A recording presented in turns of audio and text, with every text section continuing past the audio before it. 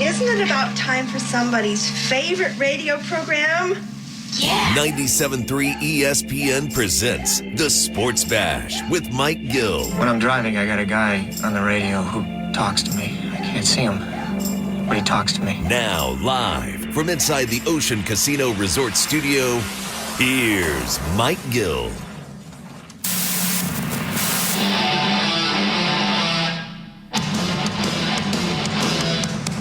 Happy Monday, everybody. This is the Sports Bash Live, 97.3 ESPN, the 97.3 ESPN free mobile app, streaming live video on the X platform at 973 ESPN. Use the hashtag SB Live. I'm your host, Mike Gill. Josh Hennings producing today's show. You out there. Well, hopefully you all had a nice, elongated 4th of July Thursday, Friday, Saturday, Sunday, and are back getting into the routine. Sometimes we miss our routines and we yearn to get back to them. And even though we're back and we're on the air, we're ready to go, the routine of the Phillies in their baseball season seems to be hitting a point in the season where they could use a break from their routine. You know, teams can only go through so much adversity before they start to show some cracks. And I think playing an elongated period of time without guys like Bryce Harper, Kyle Schwarber, JT Realmuto, it eventually starts to catch up to you. And I think that's a little bit of what we saw this 4th of July weekend where the Phillies, yes, yet again on Friday night, they did figure out a way to get that game, just like I figured out a way to find the Apple TV Plus game there, Josh. I figured it out. I was able to watch the game on Friday night, but the Phillies couldn't figure out the Braves on Saturday and again on Sunday. And part of it is because for two reasons. One, you know, their offense just is not equipped as constructed currently without Harper, without Schwarber, with, and then you're really limited by another situation. You have no Realmuto either. But Brandon Marsh has been one of your top offensive guys this year. Unfortunately, that is only when a right-handed pitcher pitches. So if the opponent is going to throw a left-handed pitcher at the Phillies, they are down one of their key offensive contributors right now. You know, look, Marsh can get hit at the bottom half of the lineup generally. But with Schwarber and Harper and Realmuto out, you know, there's days where Brandon Marsh is hitting in the 4-hole for you. And then the next day, he's not playing. So the Phillies could use this break. They have the day off tonight. They'll play the Dodgers starting tomorrow, and they hope to get Kyle Schwarber back for that game tomorrow night. There's some reports out there that Schwarber's going to be ready to be activated when he's ready to get off the injured list, and they could really use him back. That will add a huge offensive weapon, and then hopefully they get Harper back sometime between now and the All-Star break as well, and then Realmuto right after the All-Star break. But when we talk about routines, I think the Phillies need a little break from their routine. I think it would behoove the Phillies to get a little break from their routine. Now, they do have 7 guys going to the All-Star game, one of which, Jeff Hoffman, spoke about his plans that he was going to come down the Jersey Shore, and those plans are now altered because he's going to Texas. Well, let me tell you, Jeff Hoffman, I've been to Fort Worth, Texas in the middle of the summer, and it's not fun. It is hot, man. But no, he was excited. Matt Strahm ended up getting picked to go to the All-Star game. Rangers Suarez picked to go to the All-Star game, Zach Wheeler. So they had 4 pitchers and the 3 position players, a record Phillies number of 7 players going to the All-Star game. The one problem with that is a guy like Matt Strahm, a guy like Rangers Suarez, they look like they could use the time off and away from the game. Ranger had another tough outing over the weekend. We're going to get into the 3 games over the weekend. You know, in the one game on Friday night, the Phillies offense, which, again, you can only go so far with this offense before you start to say what everybody sees. You know, it's like the platoon guy. I always bring up John Mayberry Jr. He was a guy that was a right-handed bat, and he feasted on left-handers for one half of a season, hit a lot of home runs, and the fans got excited and said, you got to play John Mayberry Jr. more. Well, when they played him more, they basically, the other teams scouted him out, and they figured him out. Some guys are just platoon players, and other guys are everyday players. And right now, the Phillies have a situation where a lot of their guys who are playing too much are starting to get scouted, and they're starting to get figured out. So we have a bunch of guys that you take a look at now, and you're like, all right, I've seen enough of David Dahl to understand that David Dahl is really overmatched right now. He's Jake Cave.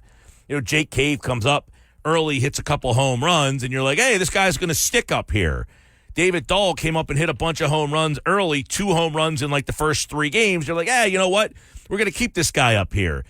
And because he gets off to this hot start, you're kind of, it masks the fact that David Dahl is a journeyman. He there's no reason that the Phillies need to have Dave Dahl on their roster. They need an upgrade there. And you see it throughout their lineup.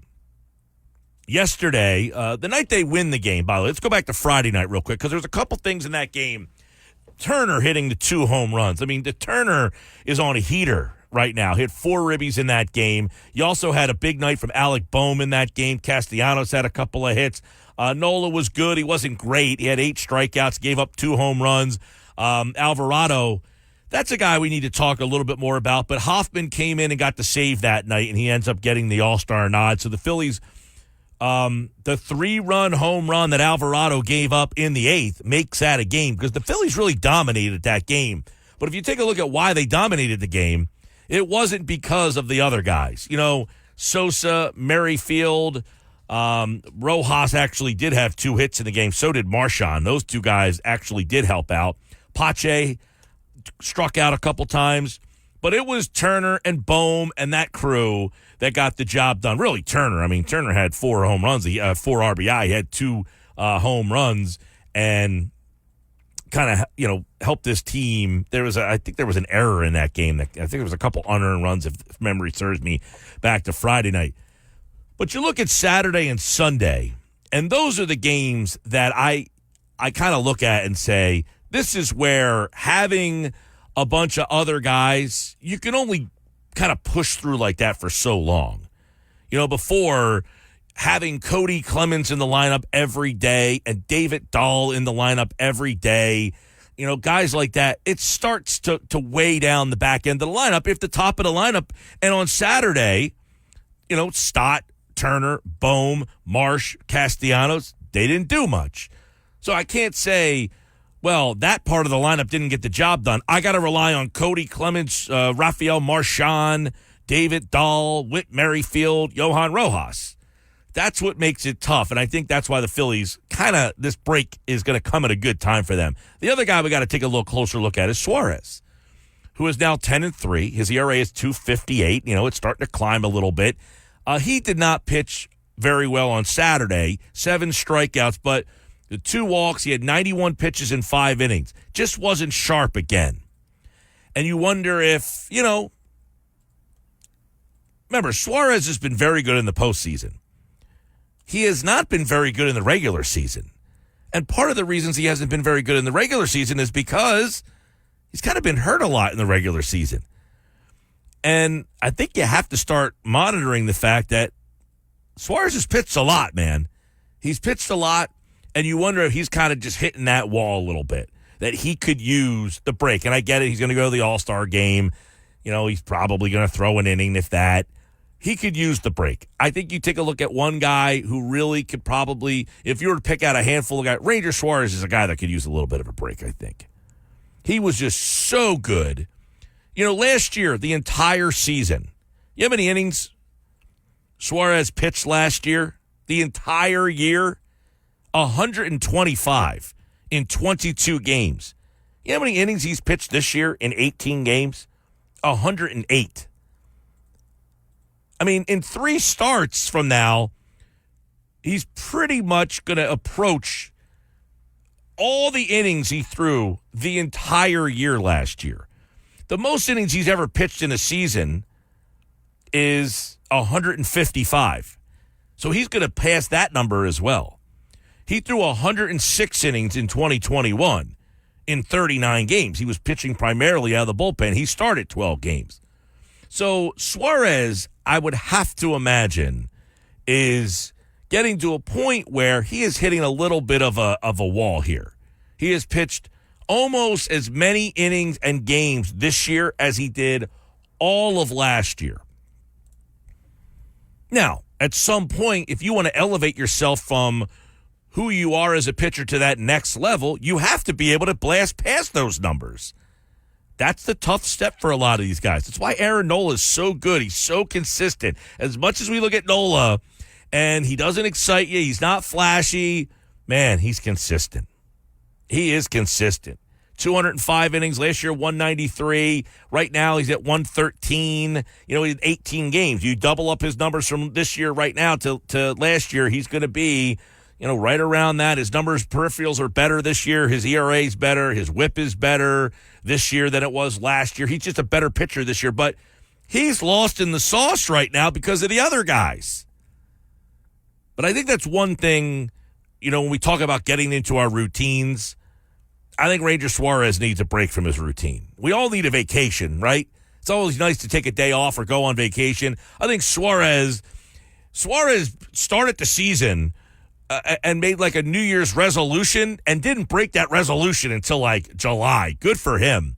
But I think Ranger, after New Year's, needs a little bit of a vacation. I think he needs to get away for just, a week. Now, unfortunately, he's got to go to the All-Star game. And I say unfortunately, it's a great honor for him to go to the All-Star game. But him going to the All-Star game is probably not the best use of his time. He's the kind of guy I think that kind of needs to get away from the game and just kind of relax and just kind of get a mental break. And then the other guy, which is interesting because this kind of conversation comes up. It happened last year with Sanchez because we weren't on Thursday. Sanchez pitched the game. I guess it was against the Cubs when they lost 10-2. Was he pitching? He pitched that game, right? The game they lost 10-2. And he was not good in that game. He was not good in that game at all. He pitched 4 innings, 7 hits, 7 runs. He had 3 walks. The ERA's up to 296. He's another guy that I think you have to take a look at the workload for him, okay? Christopher Sanchez is another guy who could use a vacation. He could use a week off and just say, you know what, it's a lot for me right now. And I'll tell you why. Listen, the most innings Christopher Sanchez has ever pitched was 99 last year. He's at 97 right now. So he's going to blow past those numbers. The question is, how is he going to hold up? Sanchez last year in 19 games threw 99 innings. Right now, in 17 games, he has 97 innings. So he is 2 more innings, Christopher Sanchez, until he passes his entire season total of last year.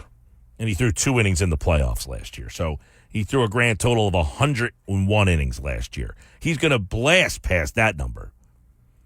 So I think he's a guy that the break comes at a very good time for. And then the 5th starter spot. Michael Mercado did not pitch well yesterday. We all saw that. He gave up 3 homers. The first game he pitched, he was a lot sharper. Yesterday, the moment was a little bit bigger for him. He's down in Atlanta, and they hit him all over the yard. 5 hits, 5 runs, 3 homers. He was not sharp. He had 3 walks, and they chased him from that game early. So the Phillies are going to have something they got to figure out with the number 5 spot in the rotation. And one of the things we talk about with routines and consistency and all that stuff, it's why the Phillies keep turning to Taijuan Walker. Because what are we talking about right now? We're talking about a lot of guys who are hitting their inning, they're hitting their injury, their innings kind of limits right now. Suarez, Sanchez, Turnbull's hurt. They need a guy who could just go out there every 5th day and just give them 5-6 innings and they don't have to think about it. Because I do think they're going to have to monitor Suarez, Sanchez definitively down the stretch. I just gave you the innings thing. Something to think about. Because I don't know, when we talked about Spencer Turnbull, one of the reasons why we said, they don't want to start him because of the innings. The innings sting for him. He's not pitched this many innings before. He's already, well, that's the same conversation you can have about Sanchez and Suarez. It's just that those guys were pitching, well, I mean, you could throw Turnbull. He was pitching so well in there as well. But at the same time, those guys are going to blow past their numbers. Something to think about. 609-403-0973. 609-403-0973. And then the last game on Sunday, the Phillies offense just couldn't, I mean, they got nothing going. Lopez has been really good this year, by the way. But the Phillies had no shot in that game. Stott, nothing burger. Turner, nothing burger with a pair of strikeouts. Marsh, nothing burger, pair of strikeouts. Castellanos, nothing. Cody Clemens, nothing. Stubbs, nothing. And Rojas, nothing. You had 5 hits all day. 2 came from Merrifield. 1 was Sosa off the bench. And Alec Bohm. I mean, that's it. That's all you get yesterday. They just did not come to play. But I think it's not that they didn't come to play. I think it's a lot of it is, look, Clemens, Merrifield, Stubbs. Cody Clemens, 242. Merrifield, 197. Stubbs, 206. And we all know Rojas. So it's a tough way to score if your top of the lineup's doing nothing, if you're depending on that bottom of the lineup to do something. And they didn't. The all weekend long, except for the Friday night, they really got nothing from the bottom half of the lineup. So they leave the weekend as we turn the page to the Dodgers series, which we'll get into a little bit more tomorrow because it is an important series, and I'll tell you why. The Phillies opened the weekend against Atlanta up 9, and they leave the weekend up 8. They were up 10 after Friday, and then the Braves took the next 2 and cut it back down to 8. So no panic. I mean, the fact that the Phillies, and we talked about this on Friday in the Open, the fact that the Phillies were able to get 1, it kept an 8-game margin, and an 8-game margin is pretty darn big with this pitching staff. With the Phillies pitching staff, an 8-game margin is going to be really hard to overcome. Now, if the Braves would have swept that series, we talked about it Friday, you would have been down to 6 games. Look at the difference between 6 and 8. Just feels a lot different, doesn't it? Just feels a lot different.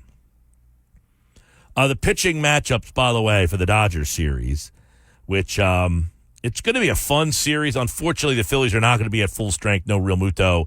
I would imagine no Harper in this series.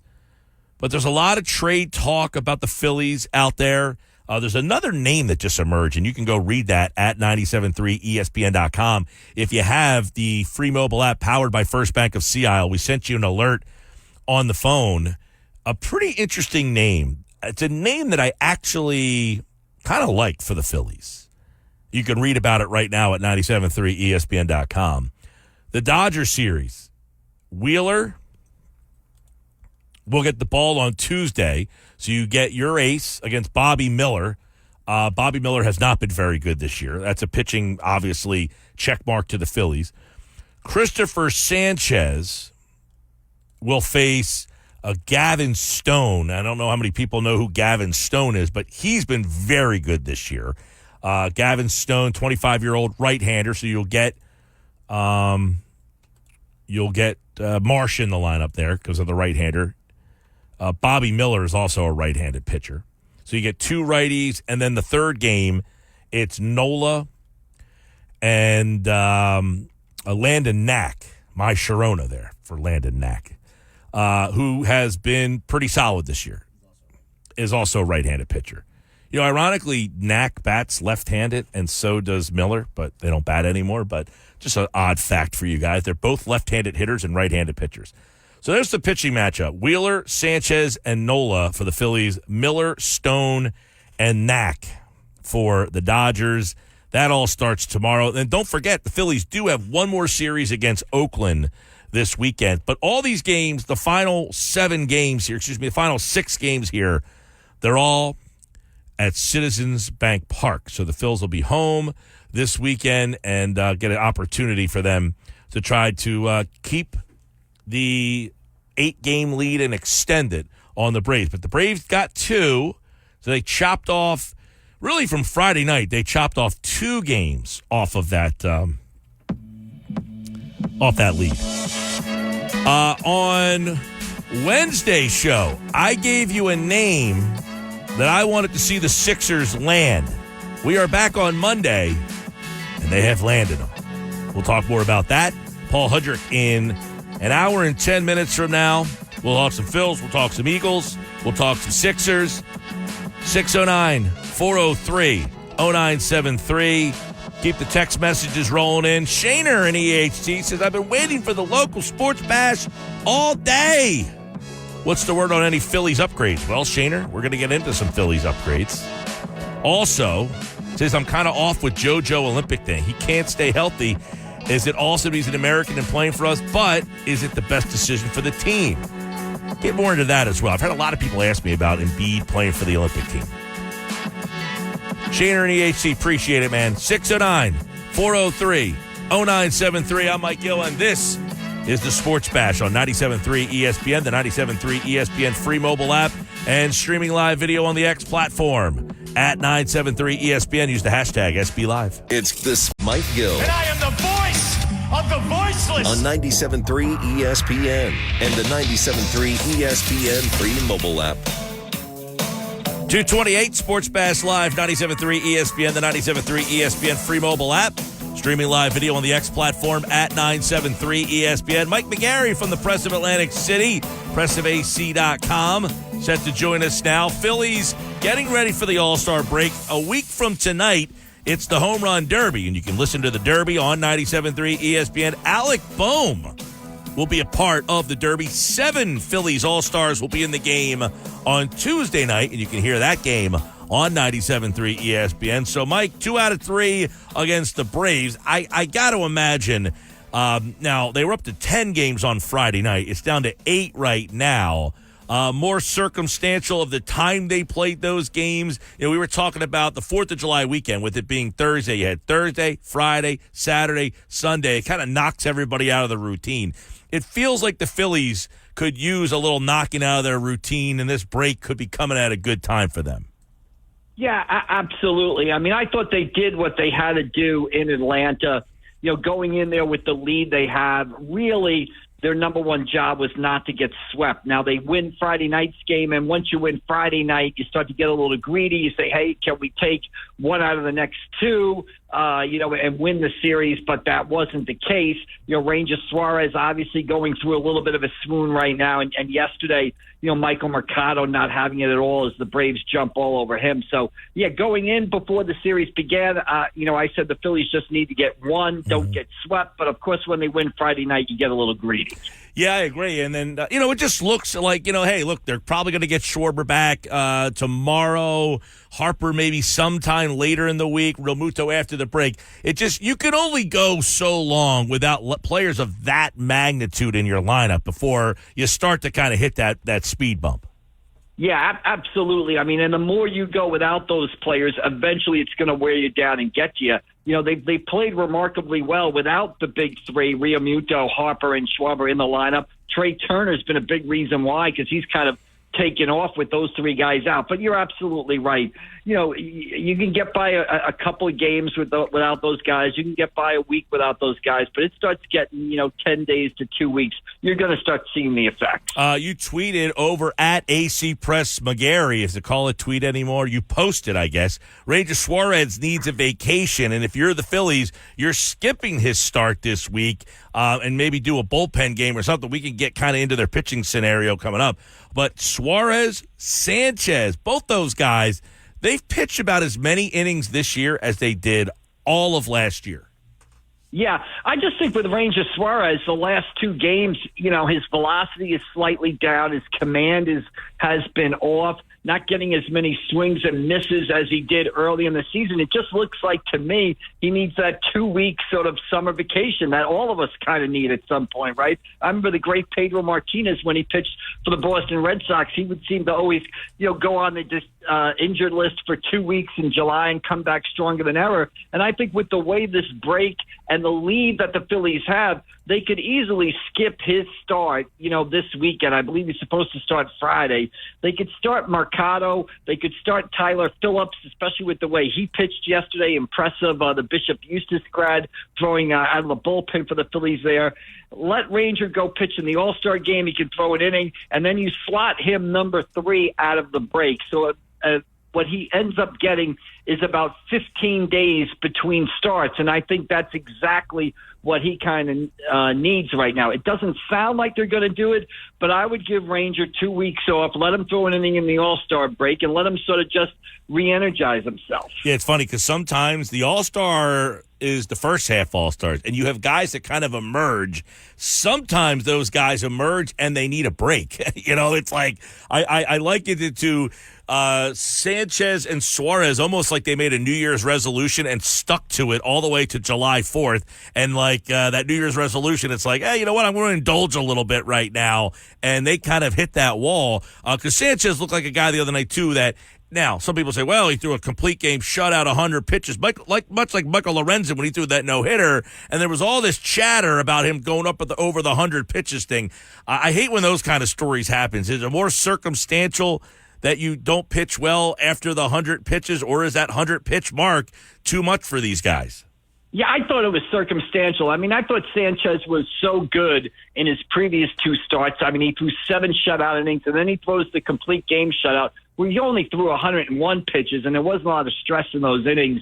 I just think Sanchez just had a bad outing, a little bit of a regression to the mean. And I think that's what's going on a little bit with Ranger, too. I mean, to expect Ranger Suarez to pitch to like a 1.6 ERA for the entire season, I don't think is realistic. I mean, he's not Sandy Koufax, right? His ERA now is about 2.57. It's still the best among all National League qualified starters. And if you'd said to someone before the season, hey, you're going to get, 15, 16 wins out of Ranger Suarez and an ERA around 2.60 for the season, you would have signed off for it in a heartbeat. I just think he needs a little break when you look at his innings. I think his career high innings is around 155, 156 innings, and he's already thrown over 100 innings so far this season. So I think a 2-week break would be great for him. Sounds like they're going to throw him Friday. But if I was them, I would really think about giving him, 15 days off between starts. Mike McGarry, Press of Atlantic City, PressOfAC.com. I want to get your thoughts on 2 other All-Stars,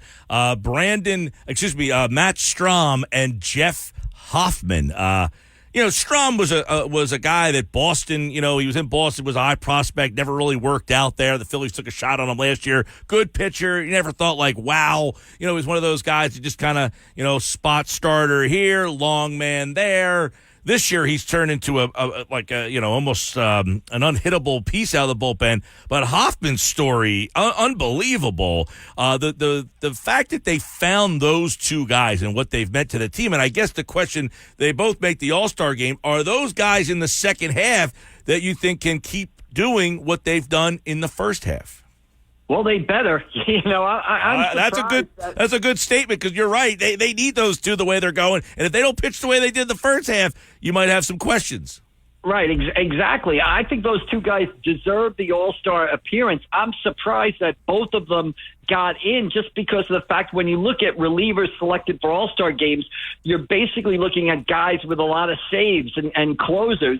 Hoffman is kind of got, he's got 8 saves. He's pitched a little bit in that closer role, but Strom, for the most part, has been a 5th, 6th, 7th inning guy. What did he come in yesterday in the 4th inning, basically? So I'm surprised, not that they haven't pitched well enough or deserve it. I'm surprised because of their roles they've got it. And they are, too, especially Hoffman is a real sort of diamond in the rough that the Phillies found. Here was a guy who was a big-time starting pitching prospect with the Colorado Rockies, was basically down on his luck. I was there the day at Citizens Bank Park. Bryce Harper's rehabbing from the elbow surgery, and Hoffman comes up from the minor leagues to pitch to him before a game and basically strikes Harper out 5 times. I mean, Harper doesn't even touch the ball, doesn't even foul it off.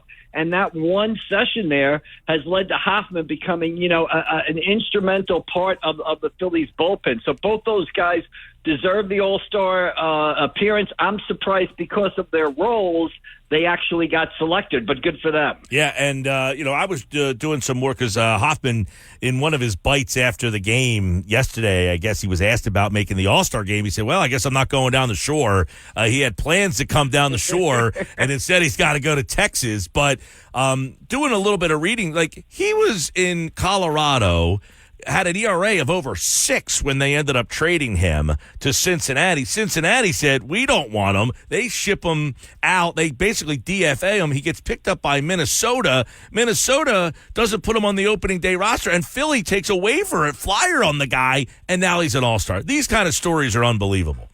Yeah, I mean, he basically bet on himself, right? Minnesota wanted him to send him down and, kind of stash him a little bit and keep him in that organization. He said, no, I want an opportunity to pitch for a big league team. So he, bets on himself, bets on his ability. And it's amazing with what one afternoon at about, 3 o'clock on a weekday when you're pitching to Bryce Harper before about 100 people in Citizens Bank Park now, changes the trajectory of your career, basically. When you watched him pitch that day, were you like, hey, what about this guy? Yeah, exactly. Everybody was like, because, it was actually, you've been familiar with pregame. You're in the dugout, so you're getting a unique perspective, and you could see, like, the break on his slider.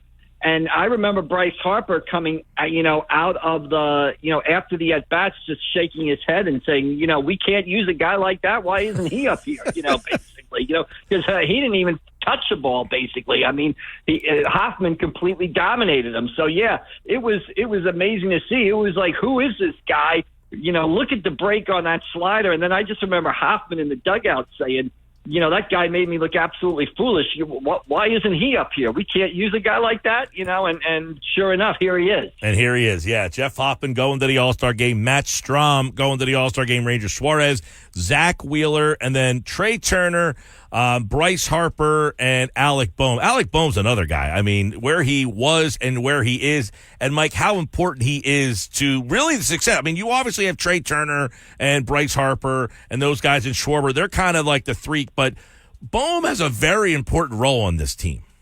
Yeah, absolutely. The big question has always been who's going to protect Bryce Harper, right? Who's going to be that right-handed at-bat to hit behind Bryce Harper so you just can't pitch around Harper and not deal with Harper. And Bohm has turned out to be the perfect guy to do that.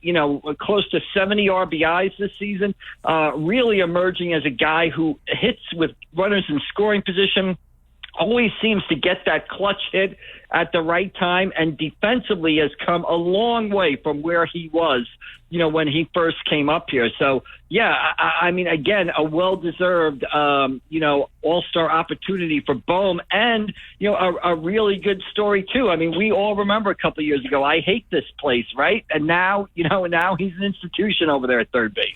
Mike, I want to flip over quickly to the Sixers, who made a lot of noise last week, and then during the 4th of July, maybe found, I keep saying about Derek White is kind of that role player who's a star role player. The Sixers went out and got Caleb Martin over the 4th of July, and that might finally be the kind of guy that they've been lacking.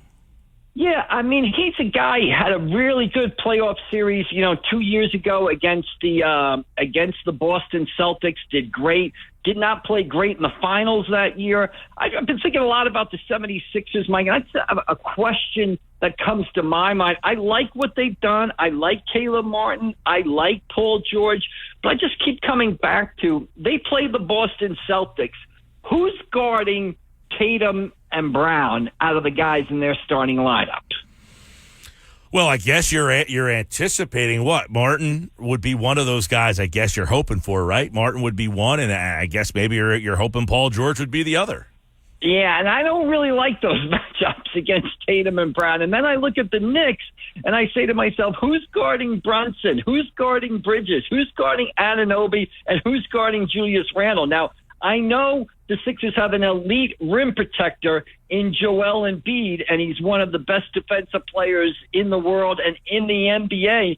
I like what the Sixers have done, but I still think they're a step behind the Celtics and the Knicks. I just don't like their defensive matchups against those teams. There was a podcast with, I guess, Brunson and Hart were talking on the podcast, and they were going through the matchups of who they would defend on the Sixers, like what the matchups would be. He's like, I got PG. I got PG. Oh, I got Maxey.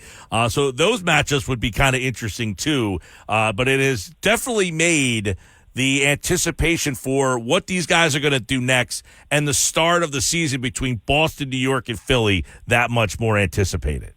Yeah, absolutely. I mean, that's, you have the three teams in the Northeast right now, kind of, I believe, battling each other for the top of the Eastern Conference. I think those three teams have moved ahead of Milwaukee. I think they moved ahead of Cleveland. I think they moved ahead of the other teams in the Eastern Conference to definitely sort of establish themselves as the three at the top. Obviously Boston would be at the top, and then I think, I'd put the Knicks 2, and then I put the Celtics at 2A or 2B right behind them. But I think it's sort of fascinating to anticipate those matchups because you can reverse it and say, who's Jalen Brunson guarding against the Sixers? Is he going to guard Maxey? Do you not want him to guard Maxey? Do you want to put him on Oubre or a wing to sort of rest him and stuff like that? I think the matchups are kind of fascinating in how it'll play out during the actual season. Those are some good ones. Mike McGarry from the Press of Atlantic City, pressafac.com, here on the Sports Bash Live on 97.3 ESPN. No Phils tonight. They got the Dodgers. It's an interesting series because if let's just say if you got swept by the Dodgers here, that could be you could be looking at a very interesting situation heading into the All-Star break. I know you have Oakland right after that, but you got to get one of these games in this series. Yeah, I think you got to go 4-2 on these 6 games, right? Dodgers and the A's. And what you want to do is hit that All-Star break with that lead around 7-8 games. If that lead shrinks to 5 or 4 games going into the All-Star break, boy, then you got a different narrative, right? We're talking about different narrative. We're talking about a different thing going on. So I think you got to go 4-2 this week. You're at home. Yeah, you got the Dodgers, but you got the A's. 4-2 and keep that lead to 7-8 games, and then I think you have a nice All-Star break. 3-3 or 2-4, and that leads down to 5 games. Then you're going to have a nervous All-Star break. No doubt. Yeah, you're right. Mike McGarry, Press of AC, pressafac.com here on a Monday on the Sports Bash. All right, Mike, thanks, man. All right, we'll see you down the road. Thank you. All right, Mike McGarry, everybody, on the Sports Bash Live, 97.3 ESPN, the 97.3 ESPN free mobile app, streaming live video on the X platform at 97.3 ESPN. Coming up, don't forget, Home Run Derby Monday, a week from tonight. Alec Boehm will be in the Derby, plus 7 Phillies on Tuesday night. You can listen to the All-Star Game right here on 97.3 ESPN. I'm Mike Gill. This is the Sports Bash, and coming up next hour, Bob Wankel from Red October Philly, Crossing Broad, covers the Phillies. We're going to get deeper into the Phillies' biggest questions and some trade targets. I know I have some trade questions on the text board that we'll address coming up. Also, Paul Hudrick from Liberty Ballers about Caleb Martin, and we'll talk a little bit more about the matchups. Who is Martin brought here to defend? What kind of guy would he be perfect for? That's all coming up in the 3 o'clock hour. I'm Mike Gill. This is the Sports Bash on 97.3 ESPN, the 97.3 ESPN free mobile app, and streaming live video on the X platform at 97.3 ESPN. The Sports Bash with Mike Gill on 97.3 ESPN and the free mobile app. 2:50, 10 to the top of the hour. Sports Bash Live, 97.3 ESPN, the 97.3 ESPN free mobile app, streaming live video on the X platform, 97.3 ESPN. Use the hashtag SBLive. Tom from Margate says, all right, Mike, are you thinking about Jake Myers from the Astros for center field for the Phillies? I think he's a name that's in the mix. Look, I think a lot of this is going to come down to, and Jim Bowden, the former MLB GM, he now works for Sirius XM MLB Radio. He has been saying almost daily, you get a bite from him, kind of updating what the Phillies want to do and what they want to get. But here is the latest as Jim Bowden gives us a little bit of insight. Look, these names are going to keep coming up. Any outfielder's name that is available is going to be connected to the Phillies. All right? Center field, left field. Anybody who plays center or left and is available, you are going to hear their name. There's a new center field name who's actually an old center field name that we heard a little bit about last year as well, but his name has now entered the mix. So here is the latest from Jim Bowden, who talks about guys who the Phillies could be looking at. Lewis Robert of the White Sox, Jazz Chisholm of the Miami Marlins, and Cody Bellinger of the Cubs have been their top priority. Now, they know that both Robert and Chisholm are available and that both of those teams will trade them. The Cubs have not decided yet if they're going to buy, sell, or hold. So that's the latest with those three names. Lewis Robert, we've heard a lot. Jazz Chisholm, we've talked a lot about him. Cody Bellinger, that's a new name. We talked a little bit about him last year, and we talked about him in free agency. Remember, he was a free agent. One of the problems with Cody Bellinger is he hits left-handed. That is the big bugaboo with the lineup that they have with Schwarber and Stott and Harper and Marsh. They are all left-handed hitters. Cody Bellinger's having a nice year this year, by the way. Not a great year, not like he did last year. 266, 9 home runs, 37 RBI. He's been good, not great. But he's also a left-handed hitter. Lewis Robert is a intriguing guy. He plays center field. The problem with Lewis Robert, as I see it, is twofold. One, now he's hit a lot better recently. He's up to 227. He's got 10 homers, so he has some power. They're going to ask for your top-level prospects for him, and I don't know that he is a home run get. And if you told me I'm getting a guy, he's going to hit in the middle of my lineup, and he's that right-handed bat, and everything is fixed, okay, that changes my perspective. I just don't know that that's the case. I don't know that I can trust Lewis Robert. Jazz Chisholm, to me, is a player who is erratic. I mean, I don't know. Is he a winning player? Is he the kind of guy that you get, and he's the difference maker? I mean, he's a 250 hitter. He's got a little bit of pop, 10 home runs. He can run 17 stolen bases. Is he offensively better than Johan Rojas? Absolutely. I mean, he's hitting 255. Rojas is obviously struggles. I just don't. To me, he's just such an erratic player. I don't know.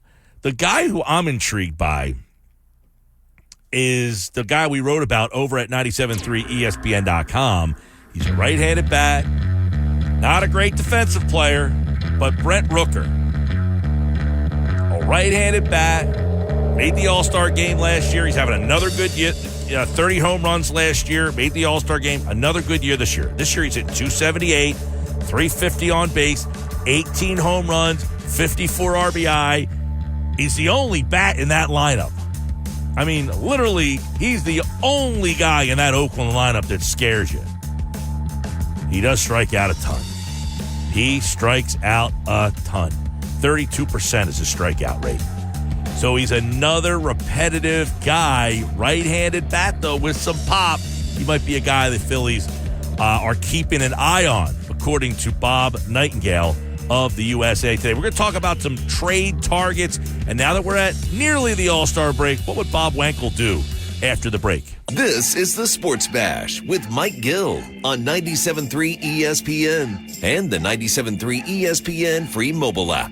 Now live from inside the Ocean Casino Resort Studio, here's Mike Gill. 3 o'clock, Sports Bash Live, 97.3 ESPN, the 97.3 ESPN free mobile app powered by First Bank of Sea Isle City. We're live inside the Ocean Casino Resort Studios. I'm Mike Gill. Bob Wankel, Red October Philly. And Crossing Broad, Phillies in the final week, a week from tonight, the Home Run Derby. And probably an unlikely competitor is Alec Boehm in the Home Run Derby. Phil's getting ready for the Dodgers tomorrow night. They lose 2 out of 3 of the Braves there, Bob. And, it's tough to really, anytime you lose games when you're not at full strength, it's hard to really say, I could take anything from that. But it seems that this is a good time as Eddie to take a little break after this week. The 4th of July comes, everybody gets knocked out of their routines. I think the Phillies maybe need to get knocked out of their routine for a little bit here. Yeah, it was a rough weekend overall, especially a tough finish for them to score one run across 2 games and be so bad with runners in scoring position both Saturday and Sunday. You had an opportunity to create further distance between themselves and the Braves, and they failed to do it. Now, if you step back and take a look at the big picture, I would say that 5-4 without Kyle Schwarber and Bryce Harper. We talked when this first happened, that first Friday, the day after this all happened. So you got to survive, you got to stay afloat, tread water. They did that. 3-3, I think, between a 6-game road trip in Chicago and Atlanta is a totally acceptable result. But at some point, those absences are going to catch up with you, and they definitely did the final 2 days of that trip. So I know that people are probably a little bit disappointed right now, but I guess I would counter and say, like, when you're missing 3 of your 5 best hitters, at some point it's going to get you. Yeah, no, you can only go so long without Realmuto and Schwarber and Harper and expect good results. I mean, especially when you're starting to play Atlanta. Now you got the Dodgers coming up here. I mean, you can only go so far without that level of firepower before you start looking at the 5, 6, 7, 8, 9 spots in your order and wondering, where am I going to get any offense from this crew? And that brings us to, do they have to start looking at that back end of the lineup and making a move sooner or later? Or do they say, you know what, we're getting Schwarber, we're getting Harper, we'll get Realmuto back. We'll wait until the last possible minute. I don't think they're going to do anything earlier than they otherwise would. I think they're going to certainly address the outfield. They have to. We've talked, every time we talk, at some point, the outfield and the offensive deficiencies come up. They're going to have to address it, but I don't know that it gets done any quicker. And we talk about it all the time. These things take time to materialize. We don't know how many teams really want to sell. The way that it looks on July 8th might look a lot different on July 30th. So there's just a lot of moving parts, but you focus on the back end of the lineup. And I would counter and say that yesterday, especially, the top 5 hitters in the lineup were 1 for 17. And that is that is a direct reflection of the fact that Bryce Harper, Kyle Schwarber, and JT Realmuto, all of which hit in those top 5 spots, weren't there. Like, it's going to happen. So I think what this does is it puts a little bit more of a spotlight on the fringe pieces, on the depth pieces, and certainly they need to improve. Whit Merrifield has showed, I guess, relatively speaking, relative to April and May and June, some signs of life here. But I think even still, with the Pache-Rojas combination is not enough. Like, I'm going to be honest with you, Mike. I think the Phillies are really good. They're my pick to win the National League. And I don't think that there's a lot of, homerism in that. I think they're the best team in the National League. But it's with a caveat. It's that they go out and they make an outfield move. And if they don't, I don't think this team wins the World Series. I don't think that you can win the World Series with a platoon left fielder and Brandon Marsh, who's a total 0 against left-handed pitching, and then whatever combination of Christian Pache, Whit Merrifield with him in left field, and then pair that up with Johan Rojas. It just isn't good enough. And people want to talk about Johan Rojas in 230. Like, cool. What did he have the other night? A swinging bunt, and then he beat out a 7-hopper to first base. Like, come on, man. Like, if you're watching the game, be honest with yourself. No question. They certainly need to, because all your points are valid. Rojas, if he's the 9-hole hitter and he's the only guy that's a 0 in your lineup, okay. The problem is you have the 8-hole hitters a 0. You have too many outs in front of him, which means he can't be an out. So, of the names that have been out there, Lewis Robert, Jazz Chisholm, Cody Bellinger's back in the mix, although he is also a left-handed bat. Brent Rooker's name has emerged as a right-handed, kind of a DH type of guy. Are any of these guys, though, the guy that Bob Wankel says, if they land him, then I'm excited? Robert is probably the guy, and I know everyone is talking about him. That's probably the one, like, if you get the news flash, you get the alert, and you see that one, you go, okay. And it's not that he's a perfect player, but there's a lot of upside there, and I do think maybe bringing him into a situation where winning matters, and maybe he has you get his full attention, I think could be helpful. Bellinger's interesting. He's actually been better against left-handed pitching this season than he has been right-handed, so that alleviates some of that concern. But that comes with a pretty significant contractual obligation. You have him. He has a player opt-out built in each of the next 2 years. That contract in its entirety is a 3-year deal worth $90 million. So I don't know if you really want to get involved with that or not. One of the other guys that we were kicking around, Anthony Sanfilippo and I on our podcast here earlier today, looking at the Rangers sort of falling out of contention. And Adolis Garcia is not having a great year, but he does have 16 homers. He was big time for them in the playoffs last year. There's some team control there beyond this season, and he's not overly expensive. Like a guy like that could be interesting too. But they have to do something. And is that Robert? I don't know, but they're going to have to get a player of consequence. This can't be like just a platoon ad. I think they have to do better than that. Which Robert? Okay, so then you get into let's say Robert's the guy, right? Are we at that point where you're like you can't give up certain guys in your system or any of the guys in your system at that level where you would say, you know what, I'm not paying that price to go get Luis Robert or Jazz Chisholm or Cody Bellinger. Yeah, it's really interesting. Talking about Jazz Chisholm, Ruben Amaro said it on air, I believe. It was either on the radio or during a telecast where he basically started to talk about Jazz Chisholm and said it's not going to happen. Like, there's just no way that player happens for this team, that he's not a fit. And I don't know, I don't want to speak for Ruben, but he basically said it's just not a fit. And I assume that has to do with some type of clubhouse dynamic. So I guess based on that, I don't know if Ruben just woke up one day and thought that to himself or if he was told that or what, but I guess I too would be surprised. I've actually heard from other people myself that doesn't seem like a natural fit for this team. So, look, I don't know. When you talk about what you're willing to give up, let me give you this one. Let me give you a little hypothetical here. I'd love to know your take on this. If a team says to you right now, look, we have the parameters in place for a deal for Luis Robert, and they say we need an outfield piece. We need an outfield piece to finish this off. We want Justin Crawford. And you say, I don't know about that. And they say, okay, what about Brandon Marsh? Would you think about that? Marsh is such a tough one because while I acknowledge and agree with what you say, he's a 0 against left-handed pitching. And these people who say you can't hit lefties if you don't get the opportunity, I think they know what the answer to the opportunity is because they've seen enough of a sample size. He struck out 25 times in 47 at-bats against left-handed pitching this season. Yeah, no, I agree. I think the sample size is we don't even want to give you any more because we've seen enough. Yeah.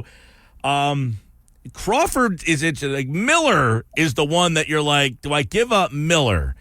Crawford, I may be more inclined, although that doesn't even seem to make as much sense because you need help in the outfield. And age-wise, Crawford would be the guy. I don't think you can give up Marsh, though. I really don't. I think Marsh is too much of the guy. He's just so good against right-handed pitching, or is it the bigger picture of he's an integral part of the clubhouse? Yeah. I agree with this. I think it's more that he's a bigger part of the clubhouse than he is against right-handed pitching. Yeah. Well, I would just counter and say, and it's something to think about because people are listening to this right now probably going, what are you kidding me? You can't trade Brandon Marsh. He's the man. And I would just say that if you did a straight up deal right now and forget the feelings and the clubhouse dynamics and chemistry, if you brought in Luis Robert here in exchange for Brandon Marsh, you would be better. Your team would be better. Well, I guess the person could counter and say Luis Robert's hitting 220. Sure.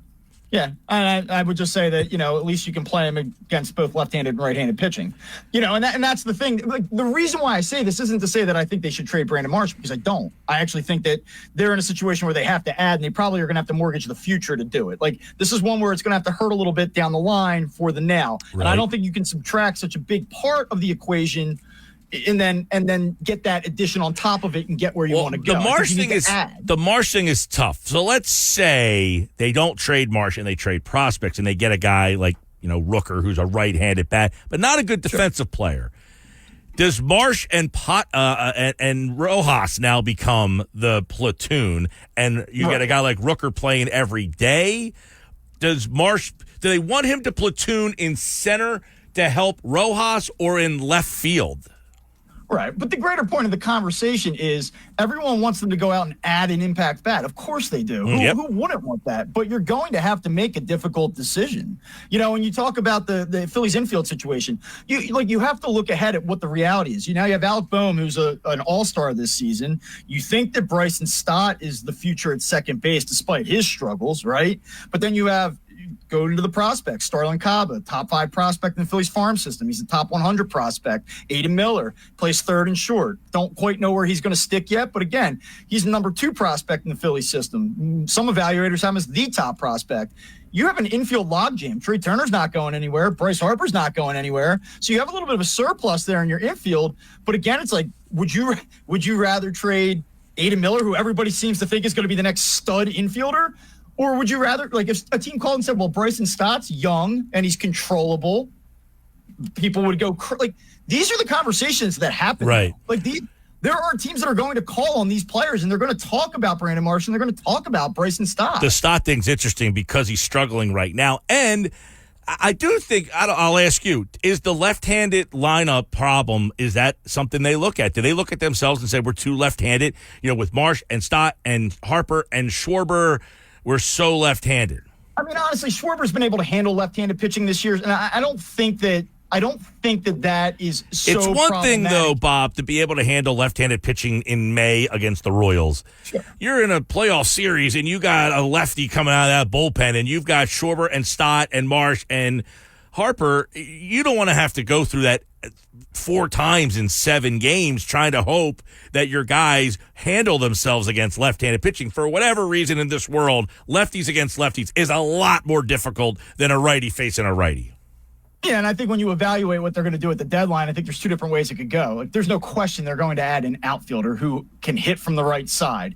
Is it going to be a platoon piece that's right-handed plus the difference maker, or is it going to just be the platoon piece, or is it going to be the difference maker? And again, if you're watching this, you can see me doing air quotes, but like they have to decide how they want to do that, because I think in a perfect world, they go out and get a platoon piece and then they replace the center fielder altogether.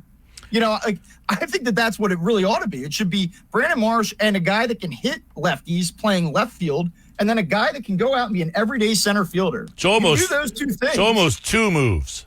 I mean, yeah, I think they're at the point. Like, this is a unique situation. You were in the World Series 2 years ago. You should have been in the World Series last year. You blew your opportunity. We said at the end of the NLCS last year, when are the Phillies ever going to have another opportunity as good as this one to win a championship? They blew it.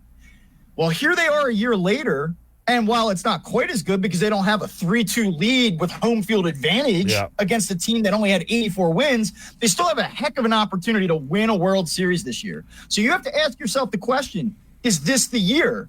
And to me, I just don't think you can keep banking on it lining up like this. You got to do it now. You've got 3 weeks to go do it. Yeah, and you wonder how much in the back of your mind do you say, well, as long as we have Turner and Harper and the way Bohm is going and with this pitching, that we're going to be in the mix. So do we have to make that franchise-altering type of decision? In the back of their minds, they have a 5 to 7 year window here, right? Do they have a 5 to 7 year window? Well, I don't think they do. I don't think they do. Based on the ages. I think they have 2 more cracks at winning a championship. Now, that's not to say that they're going to turn into a 74-win team and be an afterthought, but I think that the likelihood that in 2027 that they will be this well positioned as they are in 2024, I just don't buy that. I think that now is the time. All right, 2 guys right now, Suarez and Sanchez. Suarez is going to the All-Star game. Sanchez could have been an All-Star. Thankfully, he's not making it. Suarez probably. But are you looking at those 2 guys as they're not matching what they did in the first half? And if they don't, what does that mean?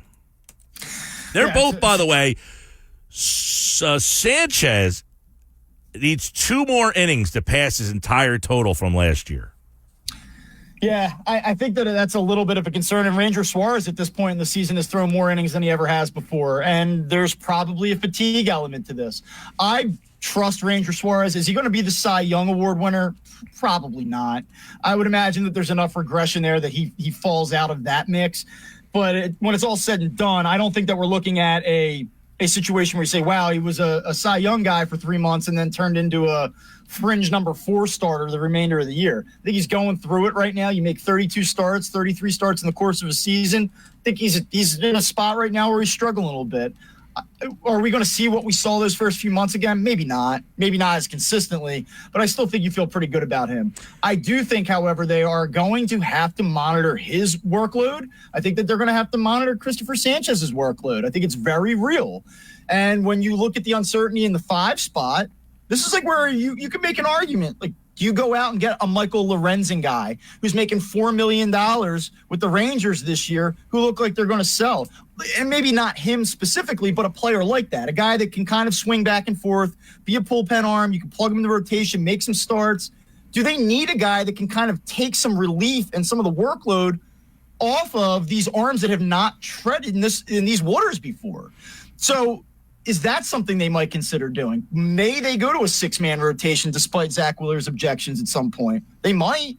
That's probably something they need to think about. Yep, and I think that back end of the bullpen has to still kind of be in the mix too, right? I mean, for all the reasons we're talking about, are Suarez and Sanchez going to have the same second half? Is Matt Strahm going to be as good as he was in the first half? What about Jeff Hoffman? I think we all like Hoffman and think that he has kind of kicked through to that next level of guy.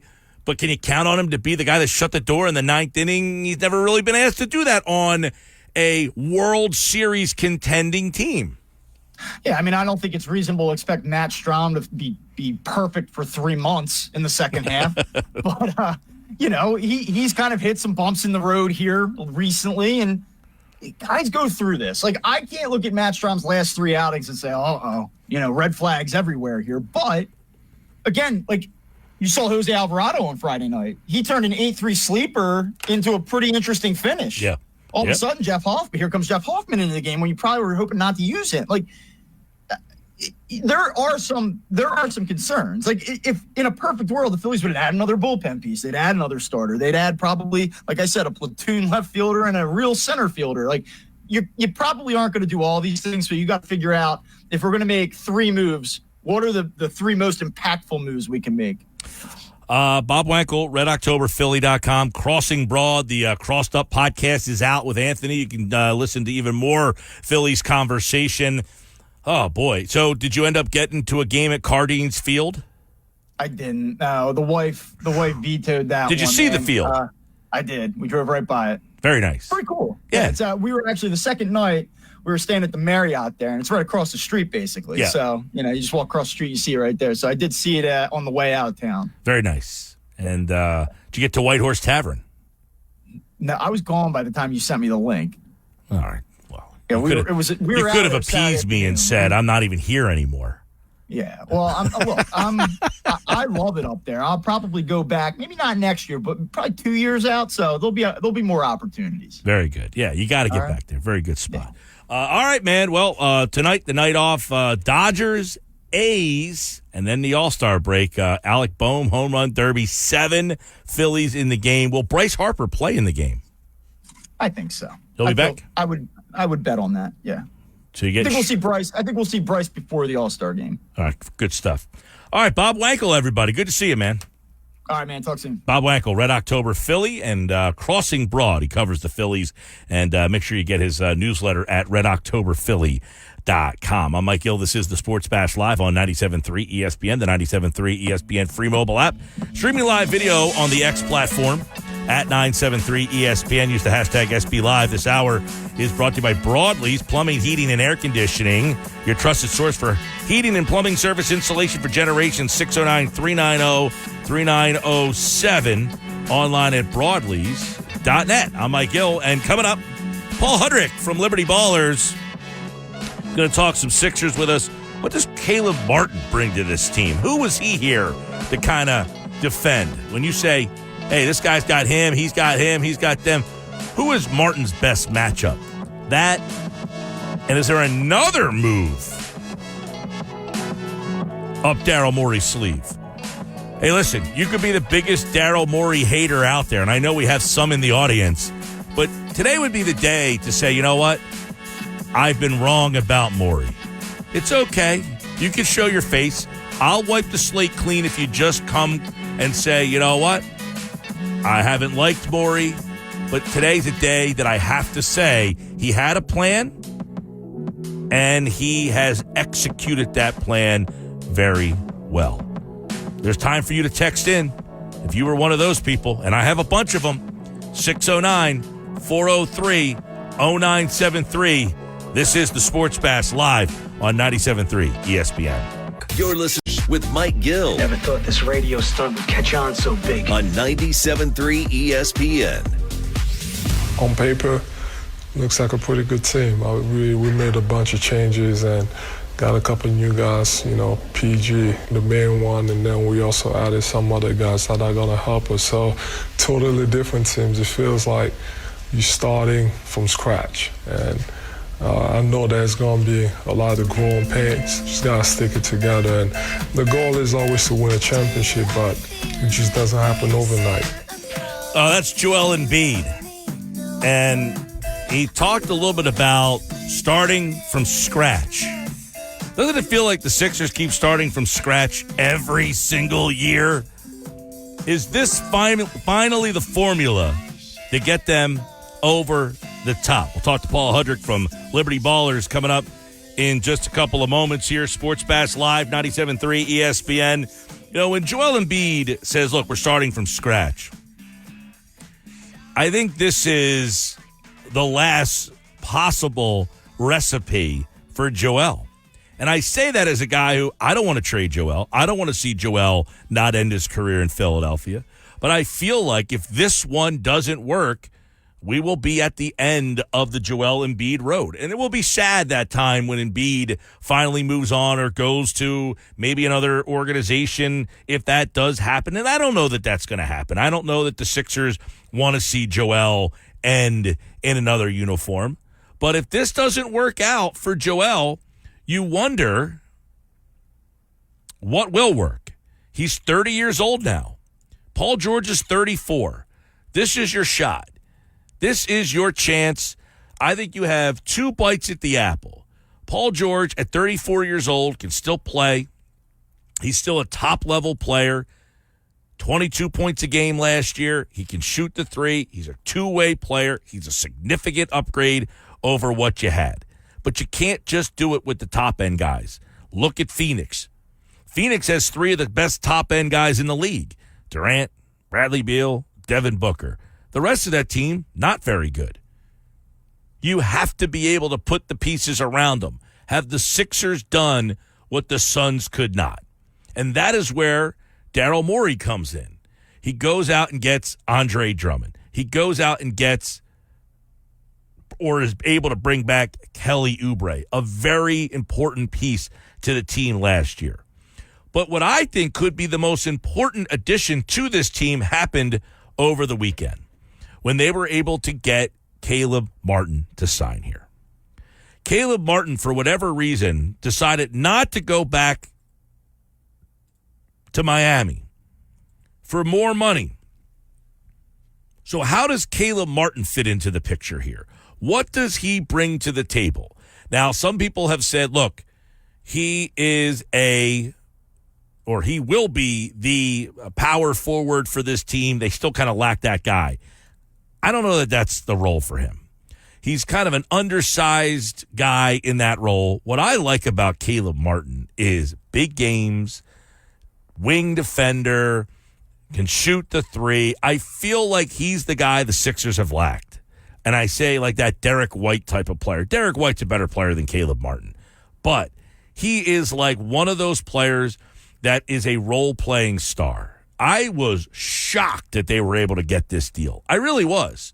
I couldn't believe it. I brought it up on Wednesday, and I was like, hey, if you could find, because Martin's name had been brought up, and I was like, if you could figure out a way to get him, I just think the money is going to be ridiculous. I mean, he was asking, he had like a 4-year, $65 million deal offered to him, and he turned it down.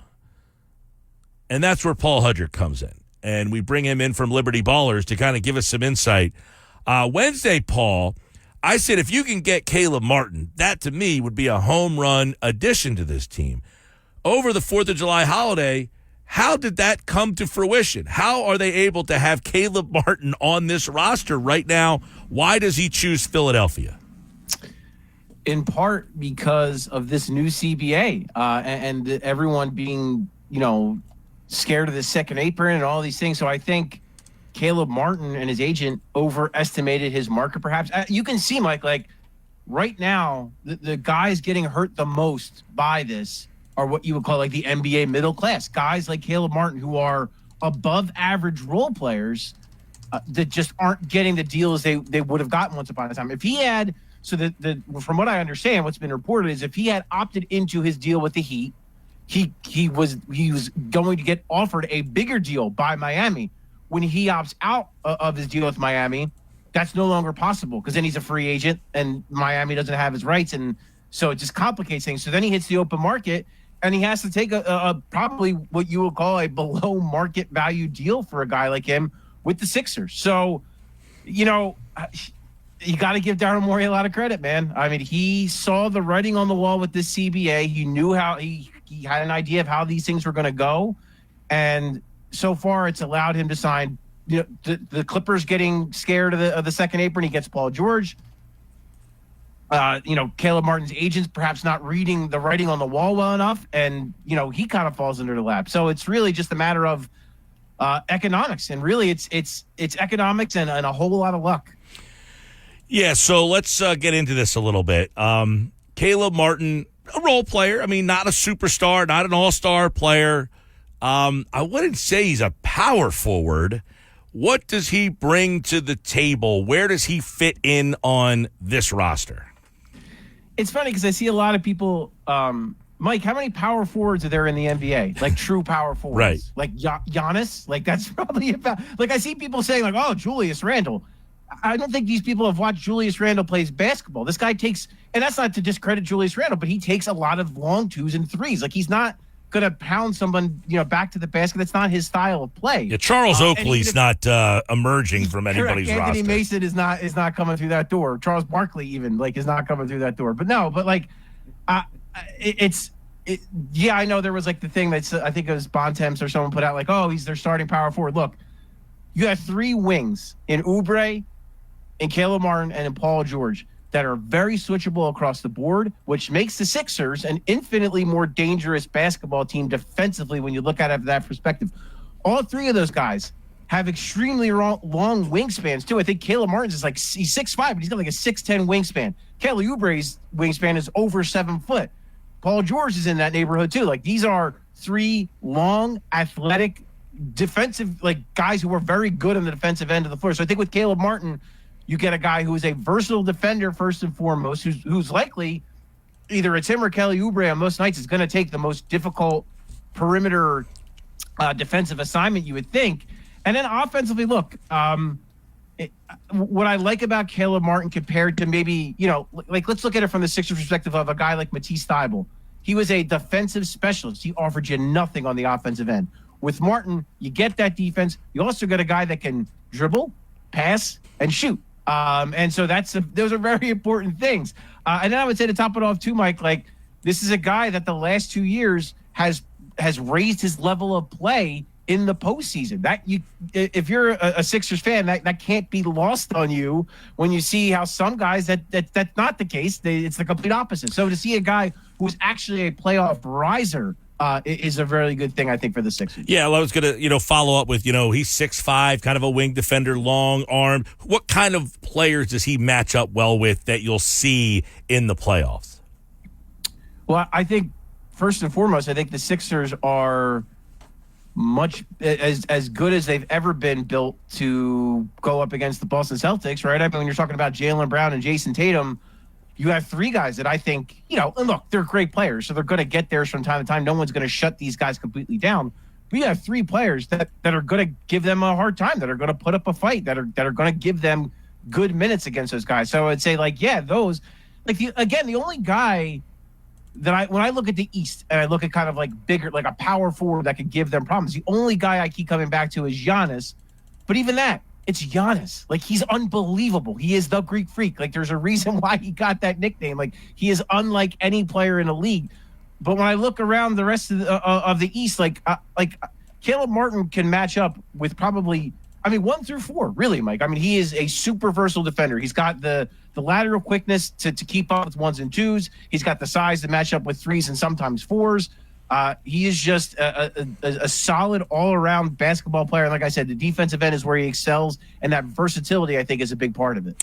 I mean, again, I leave pretty shocked that they were able to pull this off and get him here. He was a guy on Wednesday. I was like, if you can figure out a way, I think he's going to want way too much money. But this whole new CBA has made something like this possible and really given them a piece that they just have lacked.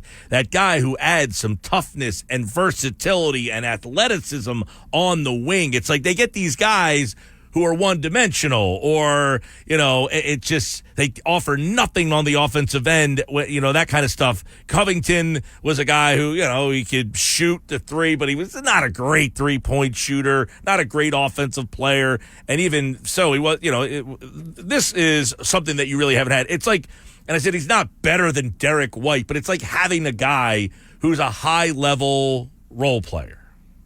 For sure, and I look at it like this too. You have three stars. You have Tyrese Maxey, you have Paul George, you have Joel Embiid. They're all going to score a lot of points. They're going to do most of the damage. You can't leave Caleb Martin wide open because he'll hit a three. Right. If you close out hard on him, he can dribble by you and get to the rim. He's smart, so he'll know where the next pass goes. He knows where the ball goes. He's not he knows what to do when the ball is in his hands. And I would say the same thing. Kelly Oubre is not a good shooter, but he's all those other things though too. He can put the ball on the floor. He's a good cutter. He can finish at the rim. Mike, I think like it sounds like oversimplifying it, but like a guy like Caleb Martin is just a basketball player, right? Like he's not a shooter. He's not a point guard. He is just a basketball player. He can do anything on the court. And to your point, I don't think the Sixers have done a good enough job in recent years, during the Joel Embiid era, I guess you would say, of finding guys that are just good all-around players. And I think Martin is a prime example. And you said, I think we talked about it last time, where like watching Oubre, it was like jarring watching a guy that athletic play for the Sixers. Well, now you have another guy who's pretty darn athletic too, who can also do some of those things. So I think Martin and Oubre are just really solid role players to have alongside three stars. Yeah, it was interesting. I don't know if you got a chance to hear Hart and Brunson. They were talking about like who guards Maxey, who's got Paul George, and I think it was Hart who's like, I got PG, and you're looking at those matchups and thinking the Sixers now present pretty tough matchups for teams because of they have guys who can put the ball on the floor, that can catch and shoot, they can do different things, which they didn't have a lot of in the past. For sure, and it's funny because I would always pose. I would pose this to people for someone who would say, "Oh, well, how are the Sixers like a Julius Randle? How can the Sixers contend with Julius Randle? Who the hell is Julius Randle going to guard in the Sixers starting five?" We've seen what happens when he tries to guard Joel Embiid. It has not gone well for Julius Randle. I don't think he can guard Paul George throughout a game. I think Paul George would absolutely have advantage. Same for Kelly Oubre, same for Caleb Martin, and certainly with Tyrese Maxey. I think all the people who are really concerned, I think way too concerned about a size differential, about not having a true four, you have to look at it from the other perspective. These teams are going to have to match up against the Sixers too. It's not cut and dry like that. And the other thing too, Mike, I just want to say, while we're talking about the Knicks, everyone is obsessed with this rebounding thing. The Sixers got creamed in game one on the boards. If you look at the rest of the series, it was pretty close throughout. The game that they lost, the game 6, the Knicks had 2 more rebounds. You're going to tell me that was a difference? No. The difference in this series was when Joel Embiid went to the bench, they weren't good enough. So everyone could talk about offensive rebounding, blah, blah, blah. No. It's just, to me, it's just funny the way everyone almost has like a PTSD from that series and is just focusing on that. And it's like, no, like you have to be good enough to beat all the teams in the East, not just the New York Knicks. Yeah, no, it's funny because I said the move to get I said it goes back to Bertans is a guy I would kick the tires on. He got released the other day, and he's a 6'10" guy who all he does is shoot, can't rebound, can't do anything, but. That's the kind of guy the Sixers just have, like, the year they had, like, Ilyasova, like that kind of guy who just catches, shoots 15, 17 minutes, and if he's hot, you got a piece. And everybody's response coming at me is, you got a 6'5" guy who's not known for rebounding. You got Paul George, not a good rebounder. Where's the rebounding on this team? Is rebounding as a team on this roster a concern? No. I think everyone's just still so shook from that Knicks series. A healthier look, and if you don't have a healthier version of Joel Embiid, it doesn't matter anyway. But I think a healthier version of Joel Embiid will help. Paul George is not a bad rebounder. I don't know where that comes from. I think he pulls down like 6 a game. That's for a wing player. It's not bad. I mean, Caleb Martin, again, you think he pulls down like 4 or 5 a game in like 26 minutes. That's good for a wing. And the same with Oubre. Look at some of Oubre's rebound. Oubre had some really good rebounding games. So it's just funny to me. I think it's just everyone really going back to that series and focusing on, and I want to keep this in mind too, Mike. The Knicks were the number 1 offensive rebounding team in the NBA. It's what they do. It's part of the strength of their team. And again, the rebounding would not have mattered if the Sixers didn't just get obliterated in the non-Joel Embiid minutes. That's why they lost that series, not because of rebounding. Well, it's funny because I said to a guy who posted at me, and I said, look, rebounding power forwards no longer exist. These are guys that come off the bench at 15 minutes and are role guys, and they do dirty work for 15 to 20 minutes. And you bring up the point is the one guy who killed the Sixers in rebounding was Hart. He's not a power forward. He's a guard who just absolutely killed you on these long rebounds and second chances and that kind of stuff. So, yeah. Well, and the other guy, Mike, that killed you was Isaiah Hartenstein, who is not a Knick anymore. Yeah. So that's a factor, too. All this now where they are, anything else still that you are kind of keeping an eye on, or is this a finished product? Well, they still have roster spots to fill, so they're going to have to do, a couple of minimum deals. By my count, if there's been reports that Adem Bona is going to get a standard deal, that was their second round pick out of UCLA. That's the reports. We'll see. I think Morey's still going to wait to see what kind of shakes loose. So that will put you to like roughly 10 guys. So you still have 5 roster spots to fill out. My guess, and this is just a guess, it's I guess a semi educated one, but I think they keep a roster spot open just to have some flexibility. So I think they're looking at 4 spots. So the KJ Martin balloon contract deal, I think we talked about that last time. He's probably coming back on that. That leaves you with 3 spots. I actually don't mind KJ Martin coming back. Listen, and you want a 4, you want a guy that can rebound. There's a guy that's a 4 that can rebound, KJ Martin. I mean, heck, they were playing him at the 5 last year. Yeah, look, it's not bad to have that guy that can play the 5 in case Drummond is in a bad matchup and you need a small kind of 5. KJ Martin is not a bad guy to have. I agree. I thought Nurse did a really good job at the end of year using him and putting him in different spots. So, no, yes, the idea is to re-sign him, to trade him, but he can also help you. Beyond that, though, so I would say then you're basically looking at 3 minimum spots. One is going to be for a point guard, I'd imagine. Kyle Lowry still very much, I would think, can play. If he signs elsewhere, campaign, why not? I think he would be a fine guy to bring back as a backup point guard. I've seen Marcus Morris's name, out there. That also would make a decent amount of sense. Another guy that could play the 4 and could give you some small ball 5 minutes as a pick and pop threat. He's in there. And then the third one's kind of a wild card. I don't know. I know they were talking to Reggie Bullock at one point. Reggie Bullock's a fine guy to put on your radar. He's at times been a really good 3-point shooter, complimented Stars well. He was really good in Dallas for a little bit there. I wouldn't be opposed to Bertans. Again, because it's funny because you bring up a guy like that. In this instance, you're signing Bertans to be like your 12th guy. A guy like Ilyasova was a starter playing huge minutes. So Bertans as your 12th guy on a minimum contract, great. That's fine. So I think that spot, I think there is one wild card spot that I'm really not quite sure what they're going to do with it. All right. Any of the Summer League guys intrigue you? Lots of them, to be really honest. This is their most intriguing Summer League team they've had in a minute. The draft picks, obviously McCain, I want to see what he looks like on the ball. Bona, I want to see how he looks. Very raw offensive player, very talented defensive player. Ricky Council IV, does he carry over the shooting improvement? Do we see that in these games? Judah Mintz from Syracuse is a guy that a lot of people turned me on to, and he's very interesting. Can't shoot a lick from 3, but can really handle it. Really good playmaker. The two-way guys, Justin Edwards is a Philly guy. I want to see him a little bit. David Jones, I know very little about from Memphis, but I'm curious to see him. And then the 3 veteran guys. You have R.J. Hampton, Romeo Langford, and Tony Bradley, who, again, there's roster spots open. So these guys might be playing for a little something here. No doubt. All right, good stuff. Paul Hudrick and the move from Daryl Morey to bring in Kayla Martin over the holiday there. So good stuff by him. All those moves have been official. They're all sending me emails, and they're going to have a press conference for a bunch of guys tomorrow, not named Paul George, though. He is not. He is in Philly, though, right? He is in Philly, but he is not talking tomorrow. All right. Well, when he does, we'll have it for you. And, of course, the guys tomorrow will get some nuggets from that. Paul Hudrick at Liberty Ballers. Check out their coverage of the Sixers offseason and the Summer League, which kicks off Friday? Tonight.